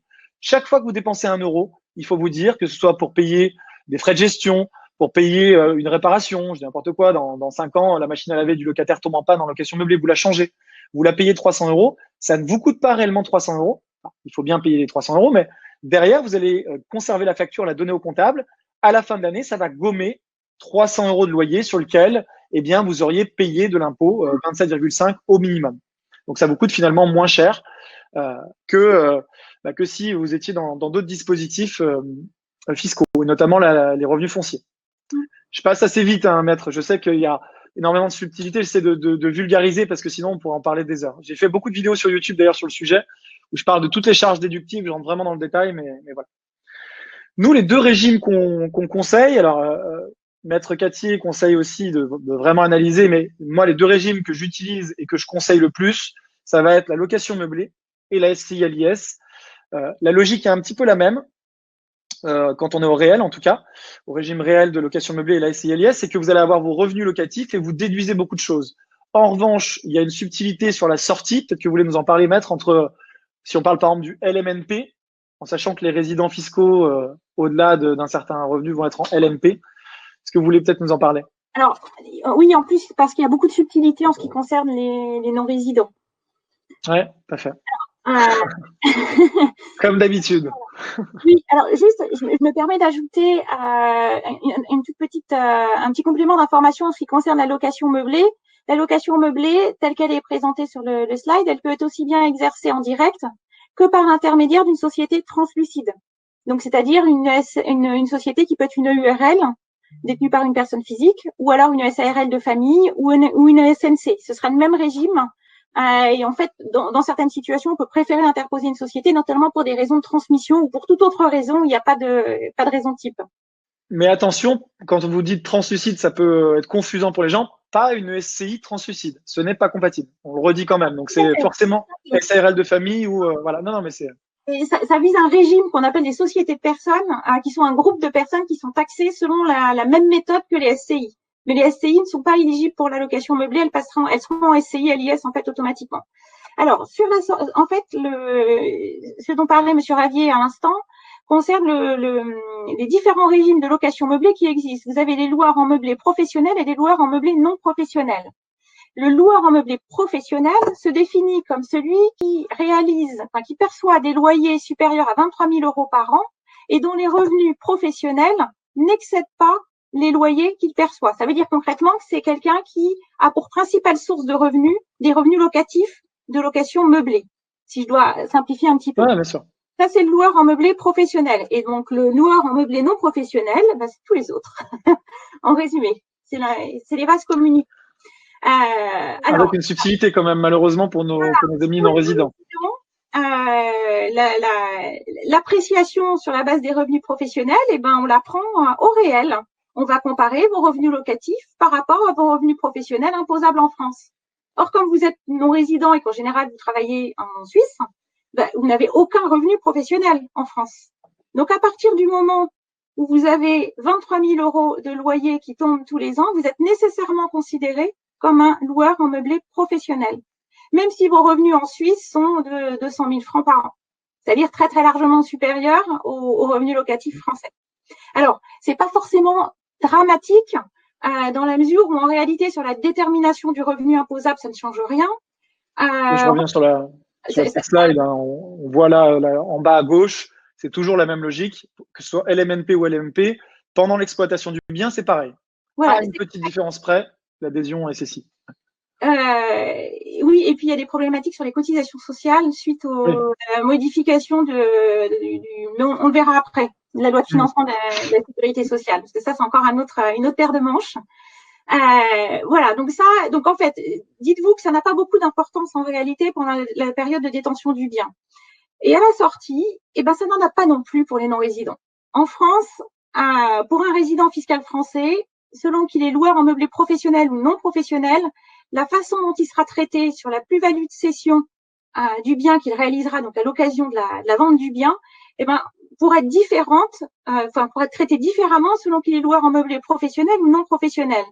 En Suisse, tout est égalisé parce qu'en fait, en matière internationale, pour un non-résident, tout est égalisé parce qu'on ne fait pas de distinction selon le type de location qui est réalisé pendant toute la durée d'exploitation. Donc, en fait, en résumé, de manière très simplifiée, si c'est une personne physique qui détient le bien immobilier qui est donné en location, il sera taxé à peu près dans les mêmes conditions que le régime de plus-value, qu'on connaît par cœur pour les résidents français, qui est l'impôt sur le revenu avec un système d'abattement pour durée de détention. C'est-à-dire que plus vous détenez le bien longtemps, moins vous êtes taxé. Et au bout de 30 ans, vous êtes complètement exonéré. Et ça, c'est un régime hyper intéressant qui n'existe pas dans tous les cantons suisses. C'est vrai à Genève, mais c'est pas vrai partout. Ça existe aussi, hein. Il y a un peu le même type de régime en Suisse. Alors, donc ça, c'est exercice d'une activité de location meublée professionnelle. Donc, en fait, alors, là, on vous a mis des exemples de structuration qui peuvent être mises en place autre que la détention en direct. Donc, j'ai pris pour exemple une ESNC parce que, comme on l'a indiqué à plusieurs reprises, une ESNC, c'est une société translucide, donc qui n'est pas à l'impôt sur les sociétés, dont les résultats sont déterminés au niveau de la société et taxés entre les mains des associés. Donc là, par exemple, avec notre SNC, mais on pourrait avoir une société qu'on appelle SARL de famille, qui a exactement le même régime et qui, comme son nom l'indique, ne peut être constituée qu'entre des personnes physiques membres de la même famille. Et donc ça, je rebondis juste, c'est un régime, si vous souhaitez investir en famille, c'est un régime hyper intéressant, donc ne pas hésiter également à solliciter Maître Cattier, votre conseil ou votre notaire à voir de votre côté, mais c'est un régime à creuser en tout cas. Voilà, c'est hyper intéressant, mais c'est assez restrictif. C'est-à-dire que vous pouvez pas mettre une société dans une SARL de famille. Donc en fait, ça dépend vraiment du contexte et pas toujours applicable. Ça dépend. Et puis, ce qu'on entend par famille est aussi strictement délimité. Donc, deux cousins, par exemple, ne peuvent pas constituer une SARL de famille. C'est un petit peu plus complexe que ça. C'est pour ça que j'ai volontairement pris l'exemple de la SNC parce que c'est plus général. Là, dans notre situation, notre résident fiscal suisse, il va être taxé dans les conditions. Alors, si on pouvait revenir sur les slides précédents avec le tableau vert, voilà. Dans les conditions location meublée, revenu locatif. C'est-à-dire comme s'il détenait le bien en direct. Il va être taxé exactement dans ces conditions-là. On peut revenir sur le schéma. Voilà. Dans l'autre schéma qui consiste à interposer une société suisse entre la SNC et le résident, là, les résultats vont être soumis à l'impôt sur les sociétés en France. Ça veut dire que c'est ça qui est un peu difficile à comprendre. J'ai une société suisse qui détient une société française, qui détient un bien immobilier en France. Comme les résultats de ma société suisse sont déterminés, certes à son niveau, mais imposés au niveau de l'associé, ma société suisse, holding suisse, elle va être obligée de déposer une déclaration en France tous les ans à raison des revenus qui sont réalisés par la SNC sur le bien immobilier. Et là, à la différence du scénario précédent, ces résultats vont être soumis à l'impôt sur les sociétés puisque l'associé de ma SNC, alors comme pour les SCI, normalement il faut 2 associés, hein, mais c'est pour la clarté de l'exposé qu'on en a mis qu'un seul. Je sais plus ce que j'allais dire du coup. Ouais, c'est pas grave, ça marche. Si, vont supporter, ne vont pas être taxés tant que les bénéfices ne sont pas distribués, puisque l'argent est taxé dans la société française avec l'IS, et ensuite, s'il n'est pas distribué, il n'y a pas de taxation. Alors, oui, c'est ça, une petite précision quand même sur les distributions. Si la SNC, dans mon schéma, parce qu'une SNC peut aussi opter pour l'impôt sur les sociétés, hein. Toutes les sociétés peuvent opter sur l'impôt sur les sociétés, mais là, elle n'a pas opté. Le résultat qu'elle réalise et qui est taxé entre les mains de la holding, quand la SNC va effectivement remonter la quote-part de résultat correspondant en fait au droit de la holding dans la SNC, ça, j'ai pas de fiscalité sur ce flux de remontée parce que ma SNC n'est pas à l'IS, elle est restée translucide et la remontée des liquidités qui représentent en fait le résultat qui a été taxé entre ses mains ne fait pas l'objet d'une imposition. Mais là, juste pour qu'on simplifie, bravo, vous êtes encore 350, ça nous flatte, ça nous fait plaisir. Pour qu'on simplifie au maximum, en termes de régime, s'il devait retenir, je sais que chaque cas est différent, mais pourquoi choisir par exemple une SNC plutôt qu'une SARL ou plutôt qu'une SCI? Enfin là, j'ai un peu mes réponses évidemment, mais je vous le demande, c'est la question que les gens peuvent se poser là, quand ils regardent tous ces schémas, dont certains sont quand même complexes. Quel est le régime finalement, si on veut aller au plus simple, le plus intéressant? C'est si on est une famille, c'est SARL de famille ou SNC. Enfin, je sais qu'on peut pas répondre aussi facilement et que ça remplacera pas une étude. Par exemple, dans une SNC, parce que les associés sont tous commerçants. Enfin, ouais, donc. C'est plein de subtilités en réalité. D'accord. Bon, donc ce qu'on retient en tout cas, c'est que la SARL de famille, si vous êtes de la même famille, ça ne fonctionne pas entre cousins, mais c'est quand même un dispositif très intéressant pour faire du meublé. J'essaie de schématiser parce que l'objectif, au-delà de balayer tous les régimes, c'est que nos auditeurs puissent se dire à la fin. Si vous êtes tout seul et que vous voulez faire de la location meublée, soit vous le faites en direct, soit vous le faites avec une EURL. Si vous êtes en famille, c'est-à-dire monsieur et madame et les enfants ou les parents, dans cette situation-là, vous avez tout intérêt à opter pour la SARL de famille. D'accord. Voilà. On doit un peu retenir les principes de structuration avec évidemment des précisions qui doivent nécessairement être apportées en fonction du contexte. Mais en gros, c'est ça. Ouais. Et si vous le faites en direct, vous allez être au-delà de 23 000 € de revenus meublés, parce que c'est pas en fonction des revenus de location nue. Vous allez passer loueur meublé professionnel, et c'est justement la slide d'après. Voilà. Qu'est-ce qui se passe à ce sujet-là sur les cotisations, sur la part de bénéfices? On l'a vu, donc là on reprend. Je sais que c'est complexe comme sujet, donc toujours les revenus locatifs que vous avez encaissés en location meublée, moins les charges, moins les amortissements, moins les déficits. Vous avez un bénéfice imposable, alors mettre combien on paye sur ce bénéfice imposable? Alors, c'est plus complexe que ça encore. C'est de savoir. Essayez de. Je vais essayer Non, de. mais je sais que c'est délicat parce qu'on vous demande de vulgariser, alors qu'en réalité, c'est presque vulgariser, c'est presque dire quelque chose de faux. Mais c'est pour que les gens comprennent aussi vraiment la logique. Parce Alors, que si on va dans tous les détails. Pour qu'on fasse simple, le loueur en meublé professionnel, de manière très claire, depuis le 1er janvier, est soumis aux cotisations sociales en France. Il y avait une incertitude avant à cause de systèmes de renvoi de texte. Et en fait, le texte renvoyait vers une disposition qui avait été abrogée. Donc, on ne savait pas à quelle sauce étaient mangés les loueurs en meublé professionnel jusqu'à la fin de l'année dernière. Donc ça veut dire combien, ça? Combien ça nous coûte, ces cotisations? Ça, c'est pareil, c'est à géométrie variable. Parce que les cotisations sociales françaises, c'est encore pire que l'impôt en termes de taux. Ça dépend du montant. Vous pouvez avoir quelqu'un qui va réaliser 100 000 euros, par exemple, de revenus locatifs. Celui-là, globalement, il va être taxé entre 30 et 37% à peu près de cotisations sociales. Si cette même personne réalise non pas 100 000, mais 500 000 ou 600 000 de revenus locatifs, ben son taux en fait de cotisation sociale, il va plutôt être de 20%. Parce qu'en fait, il y a un certain nombre pour le calcul de certaines composantes des cotisations sociales, il y a des montants qui sont plafonnés. Donc, on ne va pas calculer sur la totalité des sommes qui sont, des bénéfices qui sont réalisés. Alors, la question qu'on a, en fait, concernant les non-résidents et donc les personnes qui sont domiciliées en Suisse, c'est de savoir si on va être effectivement assujetti ou pas à ces cotisations sociales quand on est loueur en meublé professionnel en France, sachant que, comme on l'a dit, à partir du moment où on perçoit plus de 23 000 euros de loyer, on est loueur en meublé professionnel en France.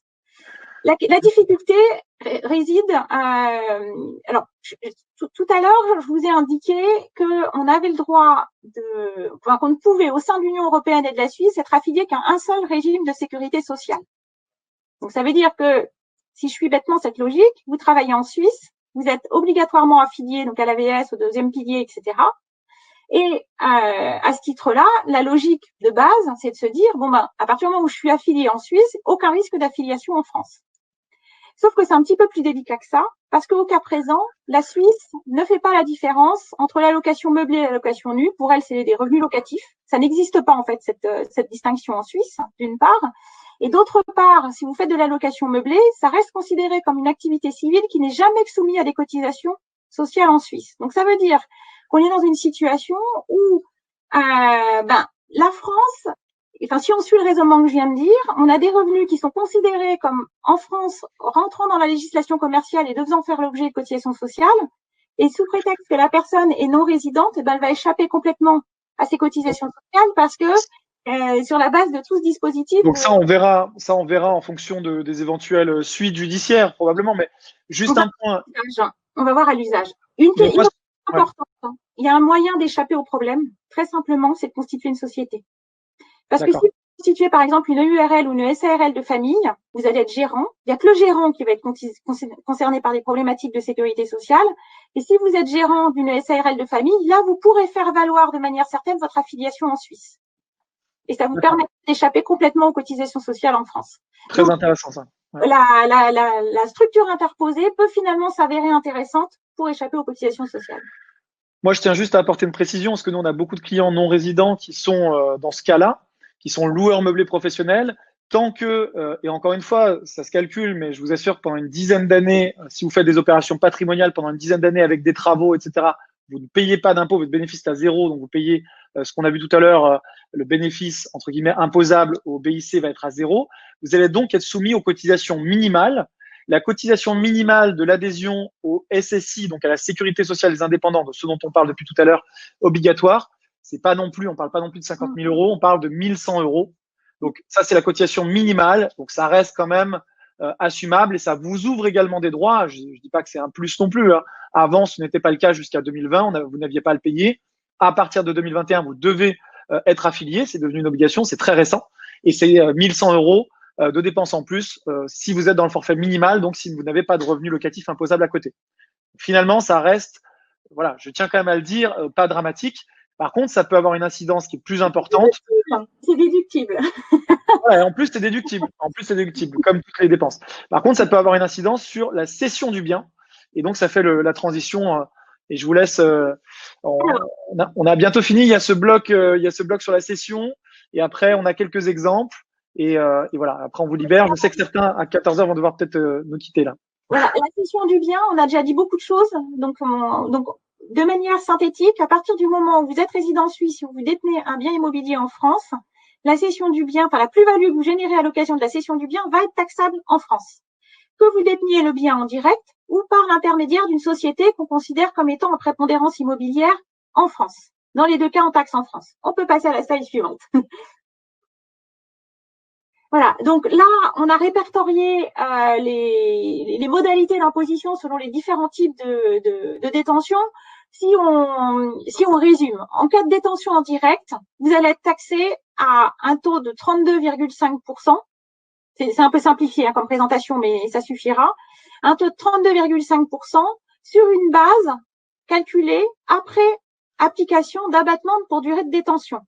Donc concrètement, si vous avez acheté un bien en 2000, vous le vendez en 2020, vous avez 20 ans de détention et vous avez des abattements de détention qui vont s'appliquer pour calculer le montant de la plus-value qui seront imposables. Donc si on avait par exemple une plus-value de 100 et qu'on considère que grâce à ces 20 ans de détention, on a 90% d'abattement pour durée de détention, eh ben on ne va soumettre à l'impôt que 10, puisqu'on va retirer en fait de cette plus-value un montant qui correspond à l'abattement pour durée de détention. En pratique, au bout de 22 ans de détention, vous êtes intégralement exonéré en matière je vais simplifier, d'impôt sur le revenu. Ce qu'on appelle le prélèvement, c'est un impôt sur le revenu. En fait, le prélèvement, c'est le terme qu'on donne à l'impôt qui est perçu sur la plus-value immobilière réalisée par les particuliers, mais vous pouvez assimiler ça à l'impôt sur le revenu parce que c'est le même taux. Et en matière de prélèvements sociaux, donc le prélèvement de solidarité en ce qui nous concerne, l'exonération intégrale est acquise à l'issue de 30 ans de détention. Qu'est-ce que ça veut dire tout ça? Ça veut dire que le taux de l'abattement pour durée de détention n'est pas calculé de la même manière en matière d'impôt sur le revenu et de prélèvement de solidarité. En fait, le rythme de l'abattement n'est pas le même. Voilà. Donc ça c'est simple. Ça reste un dispositif qui est extrêmement intéressant. Si vous êtes par l'intermédiaire d'une SCI, c'est exactement le même régime qui va s'appliquer. Et là, si en revanche, c'est une société suisse type SA qui détient soit une SCI, soit le bien en direct, alors en fait, on pourrait se placer aux différents niveaux de détention pour déterminer le régime applicable. Mais en pratique, vous n'allez jamais céder la SA suisse qui détient la société française qui détient le bien. Personne n'acceptera jamais d'acheter quelque chose comme ça. Le régime le plus probable, c'est que ce soit la société, la SCI française qui vende le bien. Et dans ce cas-là, vous aurez une plus-value qui sera soumise à l'impôt sur les sociétés. Enfin, au prélèvement, mais qui est le même que l'impôt sur les sociétés. Le taux de l'impôt sur les sociétés étant abaissé à 25% à compter de 2022. Ça, c'était cette slide-là. Donc, on l'a vu, il y a en gros deux grandes catégories d'impôts. Si vous devez retenir quelque chose sur la fiscalité française de biens détenus en France, si vous êtes résident en Suisse, il y a deux grandes catégories d'impôts en matière d'immobilier. Je schématise, l'impôt sur l'exploitation du bien, donc sur les loyers que vous allez percevoir. On l'a vu avec le régime à travers une SARL de famille en location meublée, à travers des SCI à l'IS ou alors à travers des SNC. On a la possibilité de gommer cet impôt complètement pendant en tout cas de nombreuses années. Vous me dites, maître, je schématise encore une fois. Si on choisit le pire régime et que vous devez éviter, selon nous, selon moi en tout cas, serait la détention en direct de biens loués en location nue. Là, pour moi, c'est le pire. C'est là que vous allez payer en tout cas le plus d'impôts pendant la durée de détention du bien. Ensuite, on a l'impôt lors de la revente, puisque comme je le dis toujours, un acheteur immobilier, parce que parfois les gens me disent, mais moi, je m'en moque de la revente, parce qu'effectivement, ils achètent un bien à 30 ans, 35 ans, 40 ans, et ils se disent, ce bien-là, je l'achète pour développer mon patrimoine, et ils se disent pas qu'ils vont être vendeurs. Il faut savoir qu'un acheteur est toujours un futur vendeur. C'est ça qu'on dit dans l'immobilier. Si vous êtes acheteur, vous êtes un futur vendeur. Même si ça vous paraît très loin, mieux vaut l'anticiper. Sur deux aspects. Déjà sur l'aspect du bien, comme je dis toujours, on a plus parlé de fiscalité dans cette conférence, mais achetez toujours dans des zones où le bien est liquide. C'est un peu ce que je disais tout à l'heure. Si vous achetez un bien en Corrèze, au fin fond de la Corrèze, là où personne n'en veut, vous n'allez pas le payer cher. Vous allez acheter un bâtiment entier pour très peu finalement. Mais est-ce que demain, quand vous allez vouloir réaliser Et donc, céder ce bien-là, est-ce qu'en face, vous aurez des acheteurs? Est-ce que aussi vous aurez des locataires? Ça, c'est un autre débat. Mais voilà, donc c'est pour ça que les gens finalement s'orientent souvent vers des villes patrimoniales et sont prêts à faire des concessions sur le rendement en achetant à Lyon, à Paris, à Bordeaux, parce qu'ils savent qu'il y aura toujours énormément d'acheteurs dans ces villes-là. Deuxièmement, sur la partie fiscale, puisque si vous achetez avec le mauvais régime, ou en tout cas avec le régime qui est peut-être moins adapté à votre durée de détention, à votre stratégie, bah, vous allez payer beaucoup d'impôts à la sortie potentiellement. Donc ça vaut le coup de penser à ça et d'optimiser. Donc moi, je conseille toujours, pour schématiser, la location meublée qui, pour moi, que ce soit en LMNP ou en LMP, un peu moins intéressant en LMP, mais intéressant quand même, bah, vous permettre de neutraliser cet impôt si vous détenez le bien en direct, ou à travers une société type SARL de famille ou SNC, ou alors d'interposer de la fiscalité des sociétés, puisque comme je disais au tout début, elle a tendance à baisser. Et donc, si vous interposez de la fiscalité des sociétés, ça vous permet quoi? Bah, de développer un patrimoine peut-être beaucoup plus important, parce que la société est payée au sein de l'entreprise, mais que vous ne vous versez pas les revenus tout de suite. Et en fait, au sein d'une société type SIS, SARL, etc., vous allez pouvoir développer un parc immobilier très important et finalement décider quand vous verserez l'argent peut-être à votre retraite. Est-ce que, maître, j'ai relativement bien résumé ou pas? Ou est-ce que vous souhaitez compléter? C'est un très beau résumé. La seule chose, c'est juste de bien. La seule chose que je puisse conseiller, en fait, c'est de faire une étude avec des simulations à chaque fois qu'on fait une opération immobilière pour s'assurer s'assurer en fait de l'opération d'acquisition pendant la détention et jusqu'à la cession, des conséquences qui vont en découler et en fait de prendre une décision avec une vision objective et complète et pas uniquement en se focalisant sur les 2-3 ans qui viennent. Absolument. Après, là, on n'a pas beaucoup parlé des modalités d'imposition en Suisse. Très brièvement, quand vous avez des revenus locatifs français, il faut les déclarer en Suisse également. Et vous déclarez aussi toutes les charges que vous avez. Alors, sauf l'amortissement. Parce que pour le coup, en Suisse, c'est pas une activité commerciale, donc vous n'avez pas cette possibilité d'amortir un bien immobilier. Les éléments qui sont déclarés dans votre déclaration, donc qui peuvent faire potentiellement un petit revenu net en plus, ils sont pas taxés en tant que tels en Suisse, mais ils sont pris en compte pour déterminer le taux d'imposition auquel vont être soumis l'ensemble de vos revenus. Donc en fait, on va dire, par exemple, vous avez 100 de revenus professionnels, vous ajoutez 10 de revenus locatifs, vos revenus totaux s'élèvent à 110. C'est ce montant-là qui va servir pour déterminer votre taux d'imposition en Suisse, mais seuls les 100 vont être soumis à l'impôt, puisque les 10 ne sont pas taxables en Suisse sur la base de la convention, comme on l'a dit tout à l'heure, ils sont taxables qu'en France. Donc voilà, en fait, on recalcule le taux d'imposition des contribuables concernés en fonction des revenus. Mais l'impact s'arrête là. En cas de cession d'un bien immobilier, côté suisse, c'est magique. Ça vous coûte rien. En résumé de la situation, vous vendez les biens en France, il n'y a aucune obligation de déclaration de la plus-value réalisée en Suisse, parce qu'en fait, en Suisse, l'impôt sur la plus-value immobilière est un impôt cantonal qui ne concerne que les cessions qui interviennent dans le canton. Donc, en fait, toutes les opérations qui sont réalisées à l'étranger n'entrent pas dans la base d'impôt. Si vous voulez, en France, on a une imposition globale, on a un impôt sur le revenu qui regroupe plein de catégories d'impôts. C'est-à-dire, on va avoir des bénéfices industriels, des revenus fonciers, des traitements et salaires et des plus-values. Et en fait, tout ça est mis dans un pot commun et soumis à l'impôt. Là, j'ai schématisé. Suisse, l'impôt sur le revenu ne couvre pas les plus-values immobilières. Et c'est ça la différence avec la France. C'est-à-dire que c'est un autre impôt qui s'applique. Ça rentre pas dans l'impôt sur le revenu, donc on n'a pas à le déclarer. Et la façon dont les biens immobiliers sont taxés en Suisse ne couvre pas les biens français. C'est ça qu'il faut retenir. Donc, quand vous vendez un bien immobilier en France, il y a zéro impact, à part le fait qu'il faut déclarer à la fortune en Suisse le produit de la cession qui vient augmenter vos avoirs. Ok, on va bientôt passer aux questions-réponses. Donc, on va finir rapidement.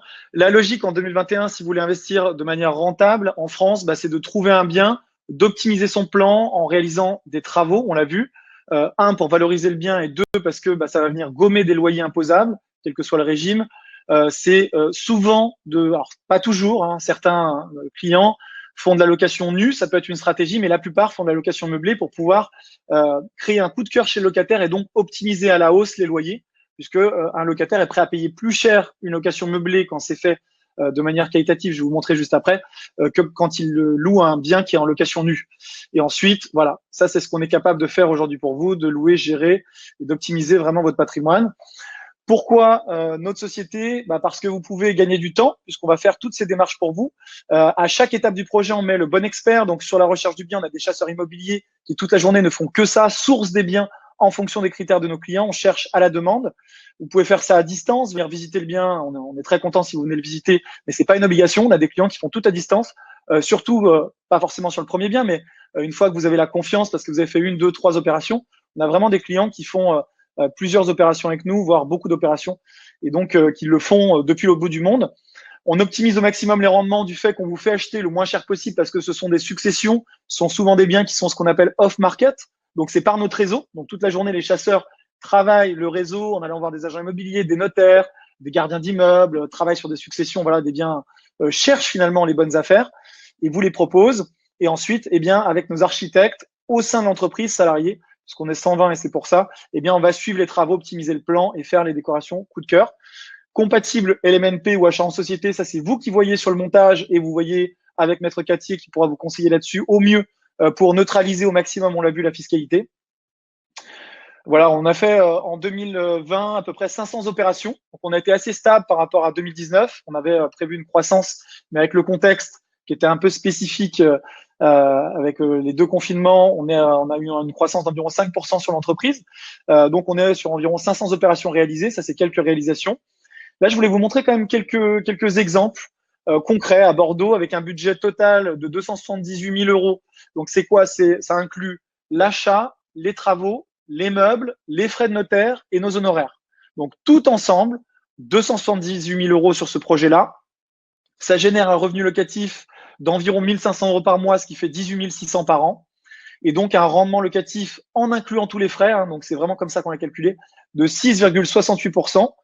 On pourra vous faire des simulations plus précises si vous souhaitez nous contacter pour voir. Mais si par exemple vous faisiez ce projet-là, eh bien, enfin qui est déjà vendu et qui a déjà été fait par un client, mais ça veut dire que vous devez financer 278 000 moins votre apport et que vous étalez ça sur 20 ans et il faudrait calculer. Là, on est au-delà d'une opération blanche avec l'apport, ce qui veut dire que concrètement chaque mois votre patrimoine se développe, mais sans effort financier mensuel. Ça, c'est très important. Voilà les biens coup de cœur. Je vous ai mis quelques projets à Lyon. On a des projets qui commencent à 100 000 euros tout inclus selon les villes et qui vont jusqu'à, là, je viens de boucler un projet hier soir, à 2 millions d'euros sur 700 mètres carrés dans la région lilloise avec un rendement qui est supérieur à ce qu'on voit ici. On est à 8,5% sur ce projet qui va être magnifique. On fait plein de vidéos dessus sur YouTube.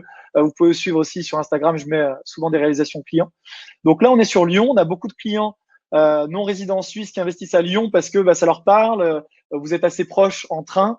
Et puis, c'est la même région. Il faut savoir que je suis savoyard. Je l'ai pas dit au début, mais je suis pas de Haute-Savoie. Je suis de Savoie, à côté de Chambéry. J'ai grandi dans cette région-là que je connais du coup très bien. Et voilà, c'est une région agréable et c'est à côté de la Suisse. À Paris, on est capable de faire aussi des choses. Paris 20e, des rendements plutôt autour entre selon les quartiers de Paris, selon qu'on va dans des quartiers très chers à l'achat ou sur des quartiers des arrondissements moins chers. Le 20e, c'est plus populaire. Ça reste patrimonial parce que c'est Paris, mais c'est plus populaire. Là, on a fait une division d'appartements. On a pris un appartement d'une 40aine de mètres carrés qu'on a coupé en 2 parce que le plan le permettait pour tirer plus de rendement. Voilà. C'est des exemples. Maintenant, la question que je vous pose, vous qui avez suivi la conférence, vous avez un plan d'action pour 2021, vous avez les informations sur la fiscalité suisse, bien sûr, résumé autant qu'on peut le faire sur 1h40 de présentation.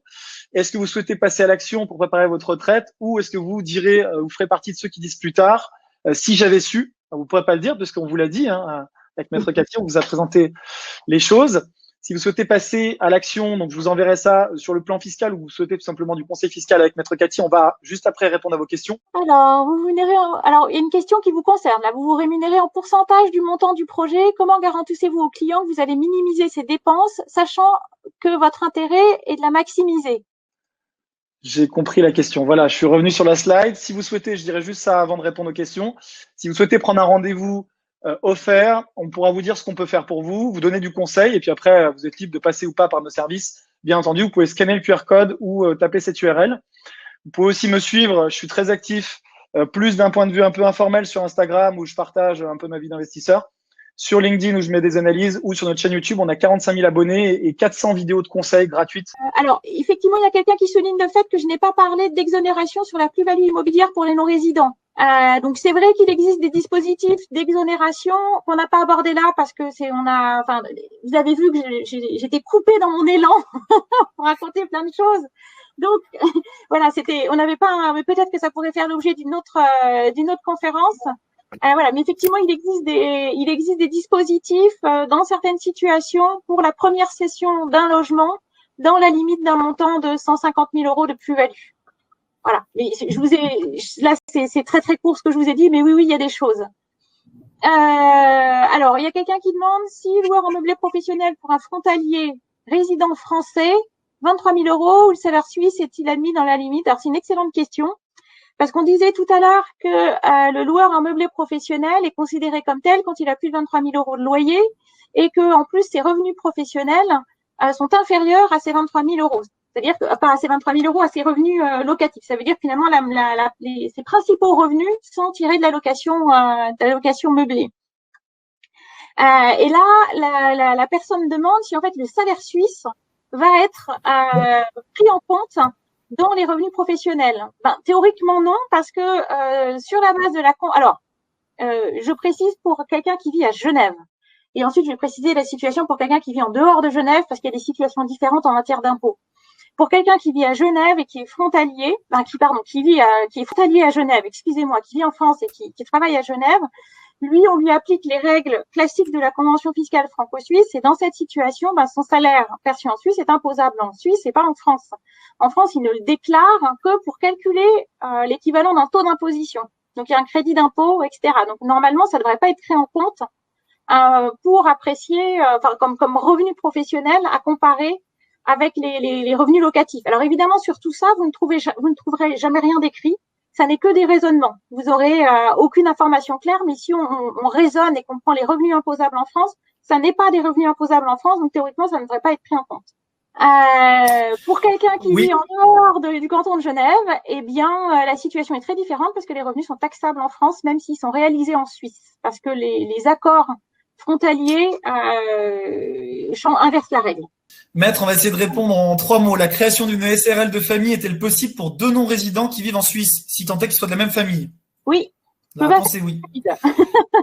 Non, mais voilà, on va essayer de les prendre. Alors, on nous indique qu'une banque, la CA Next Bank, prête en Suisse pour achat en France. Oui, ça arrive. Julien, avez-vous une adresse email? Je vous ai laissé mon mail mr comme manuelravi@investissement-locatif.com, je vous l'ai mis dans le chat. Pouvez-vous détailler, maître, en quoi être dirigeant d'une SARL de famille permet d'échapper aux cotisations sociales du LF? Parce qu'en fait, vous avez évoqué ce point tout à l'heure, mais je crois que c'était sur les SARL. Non, mais ça marche aussi sur les SARL de famille, ça va être le même raisonnement. En fait, quand vous êtes gérant d'une SARL de famille, les revenus que vous êtes susceptibles de tirer sont des revenus de gérant. C'est votre rémunération de gérant, en fait, qu'on va regarder parce que vous n'avez pas le même statut.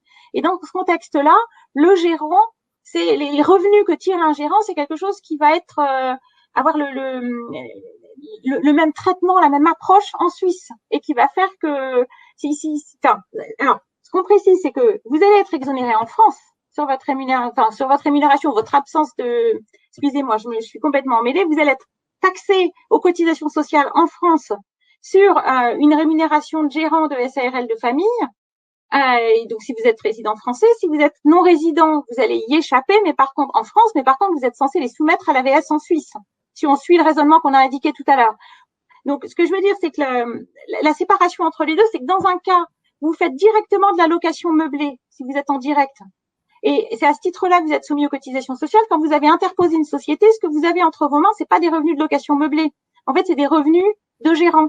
Et c'est ça qui fait que vous n'allez pas avoir le même traitement qui s'applique. Mais si vous avez des revenus de gérant, imaginons que votre SARL vous verse des revenus, ils sont soumis aux cotisations sociales suisses, donc AVS minimum. Ok. Je poursuis les questions. Alors là, on avait une question sur nos services. En gros, pourquoi, si on est payé 1% du montant total du projet, pourquoi est-ce qu'on pousse pas à que le projet soit le plus cher possible? Après, c'est de la déontologie, mais la logique pour nous, c'est de vous proposer les biens les plus rentables possibles. Après, c'est de la déontologie, oui, c'est dans l'absolu. Mais nous, notre but, on vous représente, contrairement à une agence classique. Il faut savoir qu'une agence immobilière lambda sur le marché, elle est au service du vendeur. Parce que son vrai client, c'est pas l'acheteur, c'est le vendeur. Si vous avez déjà acheté un bien, ou en France en tout cas, vous en êtes déjà rendu compte. Nous, on est là pour challenger les vendeurs, représenter vos intérêts et vous faire acheter le moins cher possible. J'ai vu en question sur nos services, est-ce qu'on peut juste nous mandater pour la recherche du bien? Oui, c'est possible. Je ne sais pas s'il y avait encore d'autres questions de fiscalité. Puis après, mais c'est vrai que c'est des questions un peu techniques qui vont demander du temps. Il y a beaucoup de questions sur l'appréciation du loueur en meublé professionnel. Donc, juste très très succinctement, si vous travaillez en Suisse et que vous réalisez des revenus locatifs français qui sont supérieurs à 23 000 €, vous serez un loueur en meublé professionnel. Mais dites-vous que ça n'a pas beaucoup d'impact en fait sur votre situation, sauf en ce qui concerne les cotisations sociales. Ok. Est-ce qu'une SCI composée par 2 non-résidents est aussi appréciée et finançable? Donc là, je pense que la question porte sur le sujet du financement. Oui, c'est ce que je disais, hein, c'est que investir en tant que non-résident, c'est déjà un petit peu plus compliqué. Si en plus vous le faites à travers des sociétés, c'est encore plus compliqué. N'hésitez pas, même nous, on peut vous mettre en relation sans aucun engagement avec des courtiers partenaires spécialisés. Vous n'aurez rien à leur payer, sauf si vous passez par leur service, bien entendu, ça ne regarde pas. Mais en tout cas, ils pourront déjà vous donner de l'info, analyser votre dossier et voir ce qui est faisable en fonction de vos revenus, de votre situation personnelle, pour voir si vous êtes finançable et si c'est faisable en société ou en direct. Donc, n'hésitez pas à nous solliciter pour ça aussi à travers le QR code. Pour une SCI à l'IS, si elle ne paye pas de dividendes, quelle imposition en Suisse? Aucun, puisqu'il n'y a pas de remontée, sauf si, dites-moi maître si je me trompe. Non, tout à fait.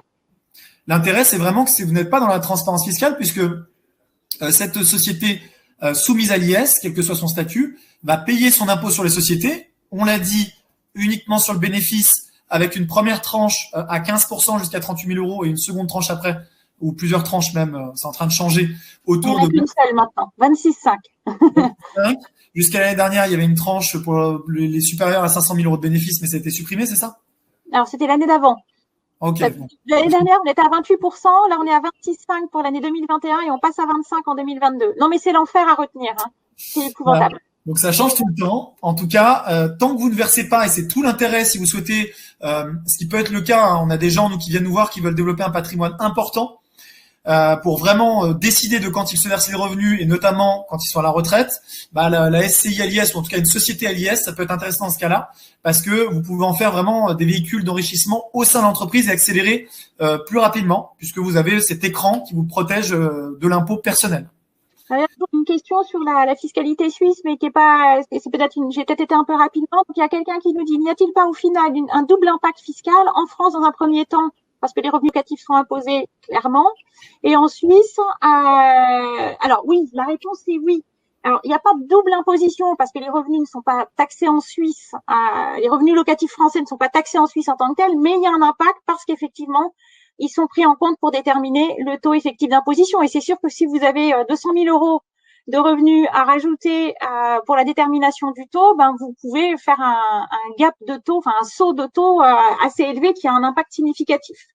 Alors, je vais prendre d'autres questions parce qu'on n'entend plus Monsieur Ravier. Alors, en cas de LMM, on vous entend? Oui, c'est bon. Non, mais de toute façon, j'allais vous renvoyer la balle. Conseillez-vous une entreprise suisse SA pour investir en France en tant que non-résident ou alors investir en direct? Bon, là, je vais laisser Maître répondre, mais juste sur un point. Vous pouvez juste répéter le début de la question que j'ai manqué, en fait. Est-ce que c'est intéressant d'investir en France à travers une SA suisse? Est-ce qu'il faut constituer une SA, si je comprends bien la question de Pierre, pour investir? En général, on l'a déjà, en fait. C'est plutôt pour des montages sur des chefs d'entreprise qui ont déjà des groupes de sociétés. Soit vous avez déjà une société en Suisse qui a des liquidités importantes et que vous voulez affecter à votre projet de développement immobilier en France. Et là, ça a du sens d'utiliser votre société suisse. Mais sinon, il vaut mieux faire l'investissement soit en direct, soit via une société française, mais vous n'avez pas de gain à passer par une société suisse. Ça s'est beaucoup fait autrefois, il y a très longtemps. Mais avant, depuis, il y a eu tellement de modifications législatives que ça a perdu de son sens et son intérêt. Et puis, ça avait été fait pour des questions de secret aussi, et de confidentialité, mais qui aujourd'hui n'ont plus lieu d'être, parce que si par exemple vous avez une SA suisse qui détient une SCI en France, la SCI va être obligée de déclarer les bénéficiaires effectifs, c'est-à-dire finalement les détenteurs ultimes de la société. Donc, elle va devoir désigner qui sont les associés de la SA suisse. Donc, en termes de confidentialité, c'est moyen. Ok, alors petite question, moi qui n'ai jamais vécu en Suisse, on nous parle, est-ce qu'on peut investir en France dans l'immobilier avec son troisième pilier? Donc là, c'était… oui, pour la résidence principale. D'accord, mais donc c'est pas possible parce que si on est résident en Suisse, on peut pas avoir une résidence principale en France. Pour du locatif. On peut utiliser, en fait, on peut financer l'acquis. En fait, le principe du troisième pilier, pour expliquer un petit peu, c'est une des composantes du système de retraite suisse. Et le troisième pilier, en fait, une épargne privée qui est faite annuellement et qui est déductible fiscalement. Donc, tout le monde a un troisième pilier. Et en fait, vous pouvez retirer une partie de votre troisième pilier pour aller financer l'acquisition d'un bien immobilier. Et en principe, ça fonctionne même pour un frontalier, par exemple, qui vit en France. En principe, il peut utiliser une part de son troisième pilier suisse pour aller financer son prêt. Mais ça suppose qu'il se finance en Suisse. Parce qu'une banque française, elle va pas forcément le prendre en compte. Voilà. C'est-à-dire que s'il se finance en Suisse, parce que le troisième pilier, on peut l'utiliser de deux manières. Soit vous l'utilisez véritablement comme apport. Là, je pense qu'avec la France, ça va pouvoir fonctionner. Avec une banque française, ça va pouvoir fonctionner. Si vous l'utilisez en garantie de votre prêt, en Suisse, c'est pas possible. Avec une banque française, ce sera pas possible. Elle le reconnaîtra pas. Il n'y a qu'une banque suisse qui le connaîtra. Voilà. Mais après, c'est pas une bonne idée, de mon point de vue, d'utiliser votre troisième pilier pour aller financer un bien immobilier, parce que c'est le dispositif de retraite aujourd'hui le plus performant. Donc, à la limite, il vaut mieux utiliser un bout de son deuxième pilier que son troisième pilier. Ok. Bon, après, il y a des questions qui sont très, voilà, tout le monde a un deuxième pilier, le troisième pilier est optionnel, nous dit Julien.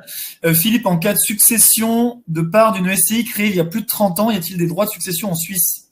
Donc, en gros, si on récupère, j'imagine, si on est bénéficiaire d'une succession d'une SCI créée il y a plus de 30 ans, est-ce que vous payez des droits dessus en Suisse? En fait, l'exonération à l'issue de 30 ans ne concerne pas les droits de succession, ça concerne uniquement l'impôt sur les plus-values immobilières. Donc là, ah oui, mais alors je pense que la question, en fait, c'est celle-ci, parce que je comprends la question. En fait, ce qui se passe en Suisse, c'est que vous avez un dispositif où quand vous héritez, comment est-ce que je vais vous expliquer ça?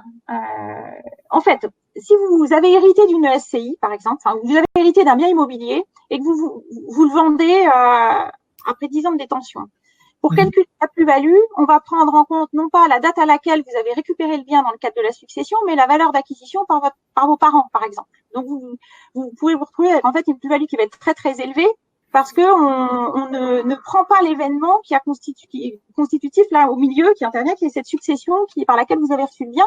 Pourquoi on le prend pas? Parce qu'il y a un certain nombre de cantons où il n'y a pas d'imposition sur les transmissions, sur les successions. Donc en fait, on ne taxe pas, on ne taxe pas du tout la succession, mais la contrepartie, c'est que quand on vend, on calcule la plus-value en prenant une valeur d'acquisition qui va être très très très ancienne, ce qui va générer une plus-value importante.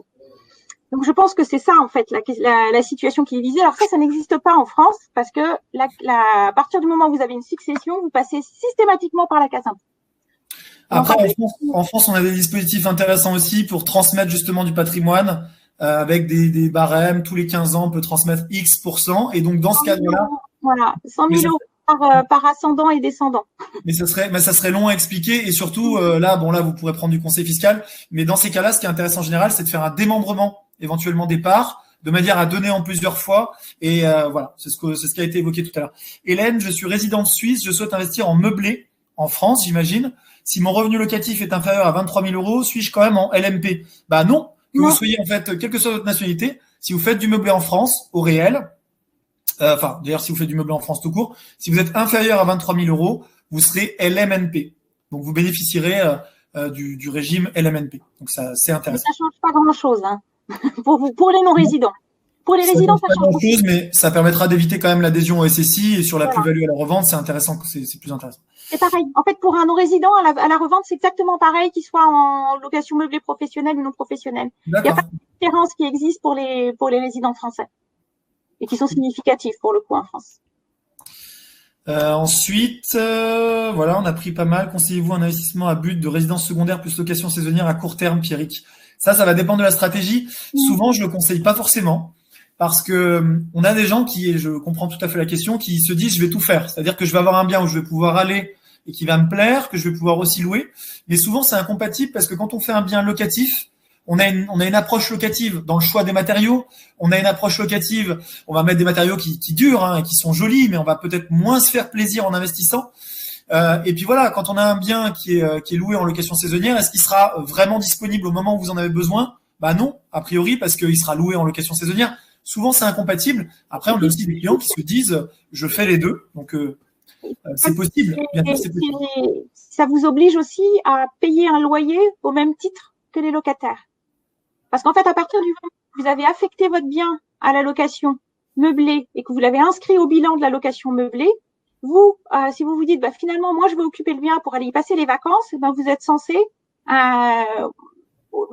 payer un impôt sur le loyer que vous avez versé, que vous auriez dû verser. Vous n'êtes pas obligé de le verser, mais en tout cas, ça va être inclus dans la base imposable. Après, donc, dans la réalité fiscale, ça sera impossible de le contrôler. Donc, en fait, l'administration contrôle quand on a un bien qui est annoncé comme étant donné en location, il y a 4 semaines de location et puis plein de consommation d'électricité. Oui, donc, oui. Là, voilà.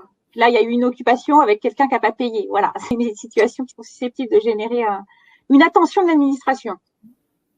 On peut remonter les bénéfices Ah oui, alors, la question de Rudy, que je trouve intéressante. Est-ce qu'on peut remonter les bénéfices générés dans une société française, donc à l'IS, sous le régime Murphy, puisque en France, et vous allez nous dire, Maître Cattier, pour la Suisse, quand une société holding possède les parts, en tout cas à au moins 5% des parts d'une société, on rentre dans un régime qui s'appelle le régime Murphy, et donc on peut remonter des dividendes, on paye concrètement son impôt sur les sociétés dans la société type SCI-LIS ou SARL à l'IS, et une fois qu'on a payé cet impôt, donc on le paye quand même dans la première société, on peut remonter dans la holding au-dessus le bénéfice tout en payant un surimpôt sur les sociétés. C'est encore une chose compliquée, mais qui s'élève finalement à 1,5% environ, même moins maintenant que l'IS a baissé. Donc on peut remonter les bénéfices après IS quasiment sans frottements fiscaux. Est-ce qu'on peut le faire avec une holding en Suisse? Alors oui, sous réserve que la société distributrice soit en mesure de distribuer des dividendes au sens de la législation française. C'est-à-dire que si vous aviez pris une société translucide du type SCI ou SARL de famille, de toute façon, vous pourriez pas avoir de holding suisse au-dessus. Mais par exemple, une SCI translucide, elle peut pas distribuer de dividendes. Donc, et en même temps, ça n'a pas de sens parce que de toute façon, les liquidités qu'elle remonte en tant que telles ne sont pas taxées. Donc, vous n'auriez pas cette situation. Là où c'est intéressant, c'est si par exemple, vous avez une SCI à l'IS qui est détenue par une ESA suisse, là, vous avez un dispositif équivalent au régime des sociétés mères et filiales qui existe en Suisse, qui revient à peu près au même. Je rentre pas dans les détails, mais ça revient à un système de quasi-exonération des dividendes qui vont remonter en Suisse. Et faites attention parce qu'il y a des problématiques de retenue à la source dans la convention fiscale franco-suisse, et donc il faut détenir au moins 10%, au moins parce que juste que j'explique une autre petite subtilité fiscale. Quand une société française distribue à une société étrangère des dividendes, la France a le droit de prélever ce qu'on appelle une retenue à la source sur les dividendes. C'est-à-dire, elle prend un petit impôt sur les dividendes et le dividende qui est versé net de cette retenue à la source. Donc, en général, c'est 15%, c'est ce qui est prévu par les conventions fiscales. Dans la convention fiscale franco-suisse, il y a une petite précision supplémentaire qui dit que quand la société suisse détient au moins 10% de la société française, il peut ne pas y avoir du tout de retenue à la source. Voilà, sous certaines conditions. Donc, faut être un petit peu attentif sur ces montages-là. Il y a des choses possibles avec un minimum d'imposition. Ok, je pense qu'on va arriver à la fin parce que ça fait déjà plus de 2 heures. Donc, je voulais déjà, encore une fois, m'excuser pour les problèmes techniques parce que c'est vraiment, ça m'embête. Vous remercier aux 155 personnes qui sont encore présentes à cette fin de conférence. Vous remercier infiniment Maître Cattier parce que vous avez apporté beaucoup de valeur et même si c'est des sujets complexes, je trouve que ça a été apporté d'une manière relativement simple. Donc, c'est pas évident, hein. En une heure et demie de décrire toute la fiscalité franco-suisse en matière immobilière, c'est un tour de force.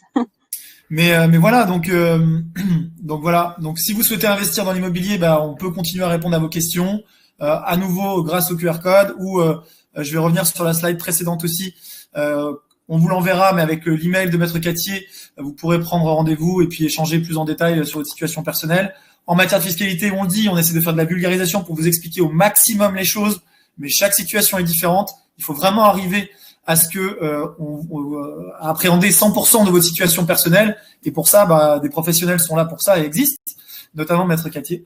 Voilà, moi, sur la partie immobilière, je suis vraiment content de vous avoir donné des premiers insights sur le marché, des conseils. Vous retrouverez énormément d'infos aussi sur notre chaîne YouTube. Je vous l'ai dit, 400 vidéos de conseils. N'hésitez pas à nous solliciter, nous et les équipes. Maître Cattier, le mot de la fin? Merci. Pour 2021, peut-être aux personnes qui sont encore connectées, de payer moins d'impôts? Je n'ose pas me prononcer. Voilà. Non, mais pour l'instant, c'est pas quelque chose qui ça reste assez stable, la fiscalité immobilière. Il y a des petits ajustements, mais ça reste stable. Mais voilà, je sais que c'est discuté le régime des locations immobilières, le régime des locations meublées, par exemple. C'est quelque chose qui fait l'objet de discussion parce qu'il est très avantageux. On va voir. Moi, quoi qu'il en soit, que vous investissiez avec notre société, sans nous, moi je vous conseillerais, parce que j'y crois, vraiment de ne pas faire partie de ceux. Je le redis, hein, j'appuie volontairement. Je préfère vous le dire aujourd'hui. Ne faites pas partie de ceux qui se disent trop tard. Si j'avais su et si j'avais investi il y a 10 ans, il y a 15 ans, il y a 20 ans, parce que maintenant vous avez l'info et c'est possible de le faire. Vous avez tous les conseils aussi fiscaux. Donc maintenant, c'est à vous d'agir et c'est à vous de passer à l'action. Et je finirai là-dessus. Merci à tous. À bientôt. Merci beaucoup. Au revoir. Bonne journée.